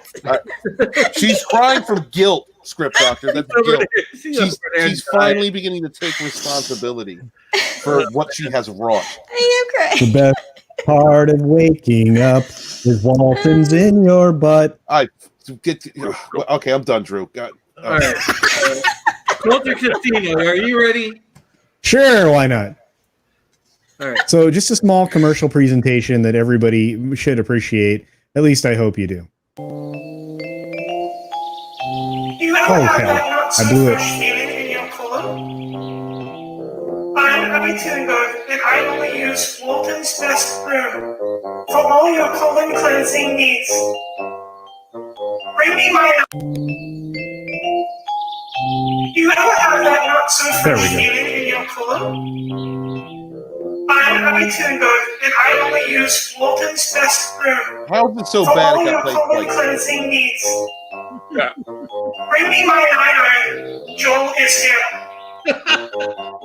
I do like that. Walton's Best Brew is not recommended for oral consumption by plants, animals, or humans. Read directions thoroughly before utilizing Walton's Best Brew in your home enema kit. Experts now recommend proper footwear for traction during complete elimination. Safety handrails provide leverage and stability when bearing down. Author Stephen Walton makes no claims regarding the use of this product. Member FDIC, AARP, and LMNOP. Operators are not standing by. For more complete instructions and disclaimers related to this product, be sure to pick up a copy of his new book today. Nerd Cookies, you did this. Yeah. It's probably distinctly one of the best product placements that I think I've ever done. All right. So plug your channel, sir. Oh, okay. So I am Culture Casino. I have a YouTube channel. I make dumb things like you just saw. I comment on pop culture and entertainment, and I do it in a humorous way if I can, or a sarcastic way if I'm frustrated. And I have a Twitter where I'm a complete asshole to everyone. So if you would enjoy either of those things, please subscribe to me in either place. It's Culture Casino on YouTube and on Twitter. Thank you. All right. Bear? Mr. Bear? You there? What? Oh, there you are. What? Gotcha. Well, you can find me at Bear Nerd Fun. You can find me on Saturdays. Sometimes it's the late edition. Sometimes it's the Four Horsemen and the late edition. We cover UFOs. We talk about stuff that goes bump in the night and urban legends. Anything just weird. And we talk about pop culture. We talk about some of the favorite shows out there. Sometimes we talk about older shows. And I hear now and then, I think people are starting to review restaurants because everything else is lacking in the entertainment industry, being everything's closed down. So we'll see you there. And I will have a couple special guests coming this Saturday. So tune in and we'll see you. Bye. All right. Steven, plug your channel. Culture Casino is not only the biggest asshole on Twitter, he's the biggest asshole to people he calls friend. And subscribe to culture. Subscribe to culture. Sure, God, I love you, Steven. Dude, I that love is you so much. when you say that, you need to keep saying that. I'm an asshole on Twitter. No, what is it? You can follow me on Twitter where I'm a complete asshole to everyone. That is great. You gotta it's keep true. that. Please subscribe to him. Subscribe to my boy Bear. Subscribe to Nerd. I guess you can subscribe to Nerd Cookies. You know what? She's been abusive to me, but you know She's what? been brilliant. Just go ahead and I subscribe love to you. Nerd What are you Cookies. talking about? Subscribe to Script Doctor PhD. And so, I was getting there. Subscribe to Script Doctor because he's occasionally informative. and well No, thought. I'm not. Love you guys. Lies. Love you guys in the chat. Thank you for coming back every single week. We wouldn't be Nobody ever subs to me, so I'm not even gonna bother asking. we. Where are we? Whose channel? Where is are this? we? What? Where are we? What is this channel? What is Where, this when, place? how?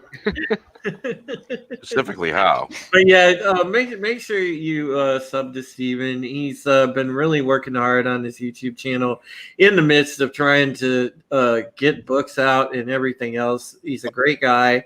Tell And you what, any of you out there that are Jesse Milestone fans, do me a favor. The next time that you're in one of her live streams, say Steve Walton needs his chapter now.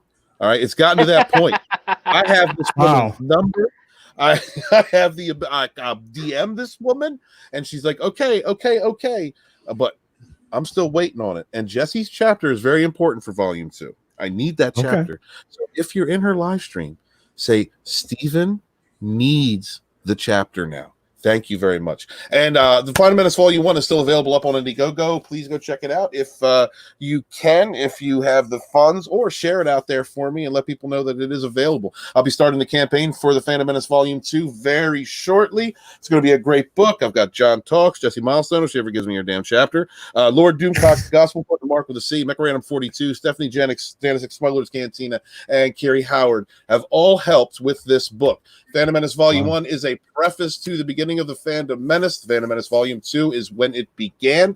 So I felt that using a lot of the voices who were there at the beginning and explaining their journey was definitely a good way to start off Volume 2. Volume 3 is going to have people like world-class bullshitters, Jeff Hicks, going to have Gary Nerdrotic working on chapter about Doctor Who, because I am not a Whovian, he is, and I would rather have a Whovian explain that debacle. And I will also have Comics Division writing about the state of the comics industry from his perspective. So thank you guys very much for subbing to my channel. Please check me out on Tuesdays at 6:30 for the beginning of your Phantom Menace Tuesday nights on TR4 Plus Final, and check us out on Saturday at 7 p.m. for Rogue Entertainment this weekend. On the show. Apparently StreamYards can have like 10 people on it now or something. Yep. Yeah, so we're going to just put a fuck ton of people on one screen and see what happens. So that's what we're planning on doing this week. It's going to be complete chaos.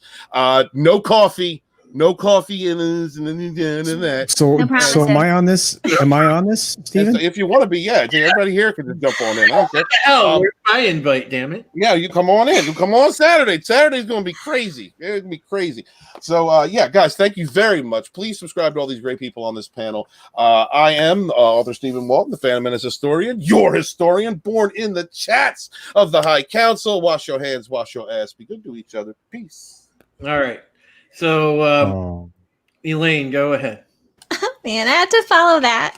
Plug all your stuff. Talk about coffee. You guys are awesome. Thank you so much for inviting me. Drew, you're awesome. I love your channel. And I feel I was a little underprepared tonight, but you've definitely stoked my love and my passion for Battlestar. So definitely everyone in the chat, sub to him. You are awesome. And I'll definitely be telling people. It's just a great way to fall back in love with Battlestar. So thank you so much for inviting me. Well, good. To experience it. Spot, and I'm make sure that you come back next week. Oh, thank you.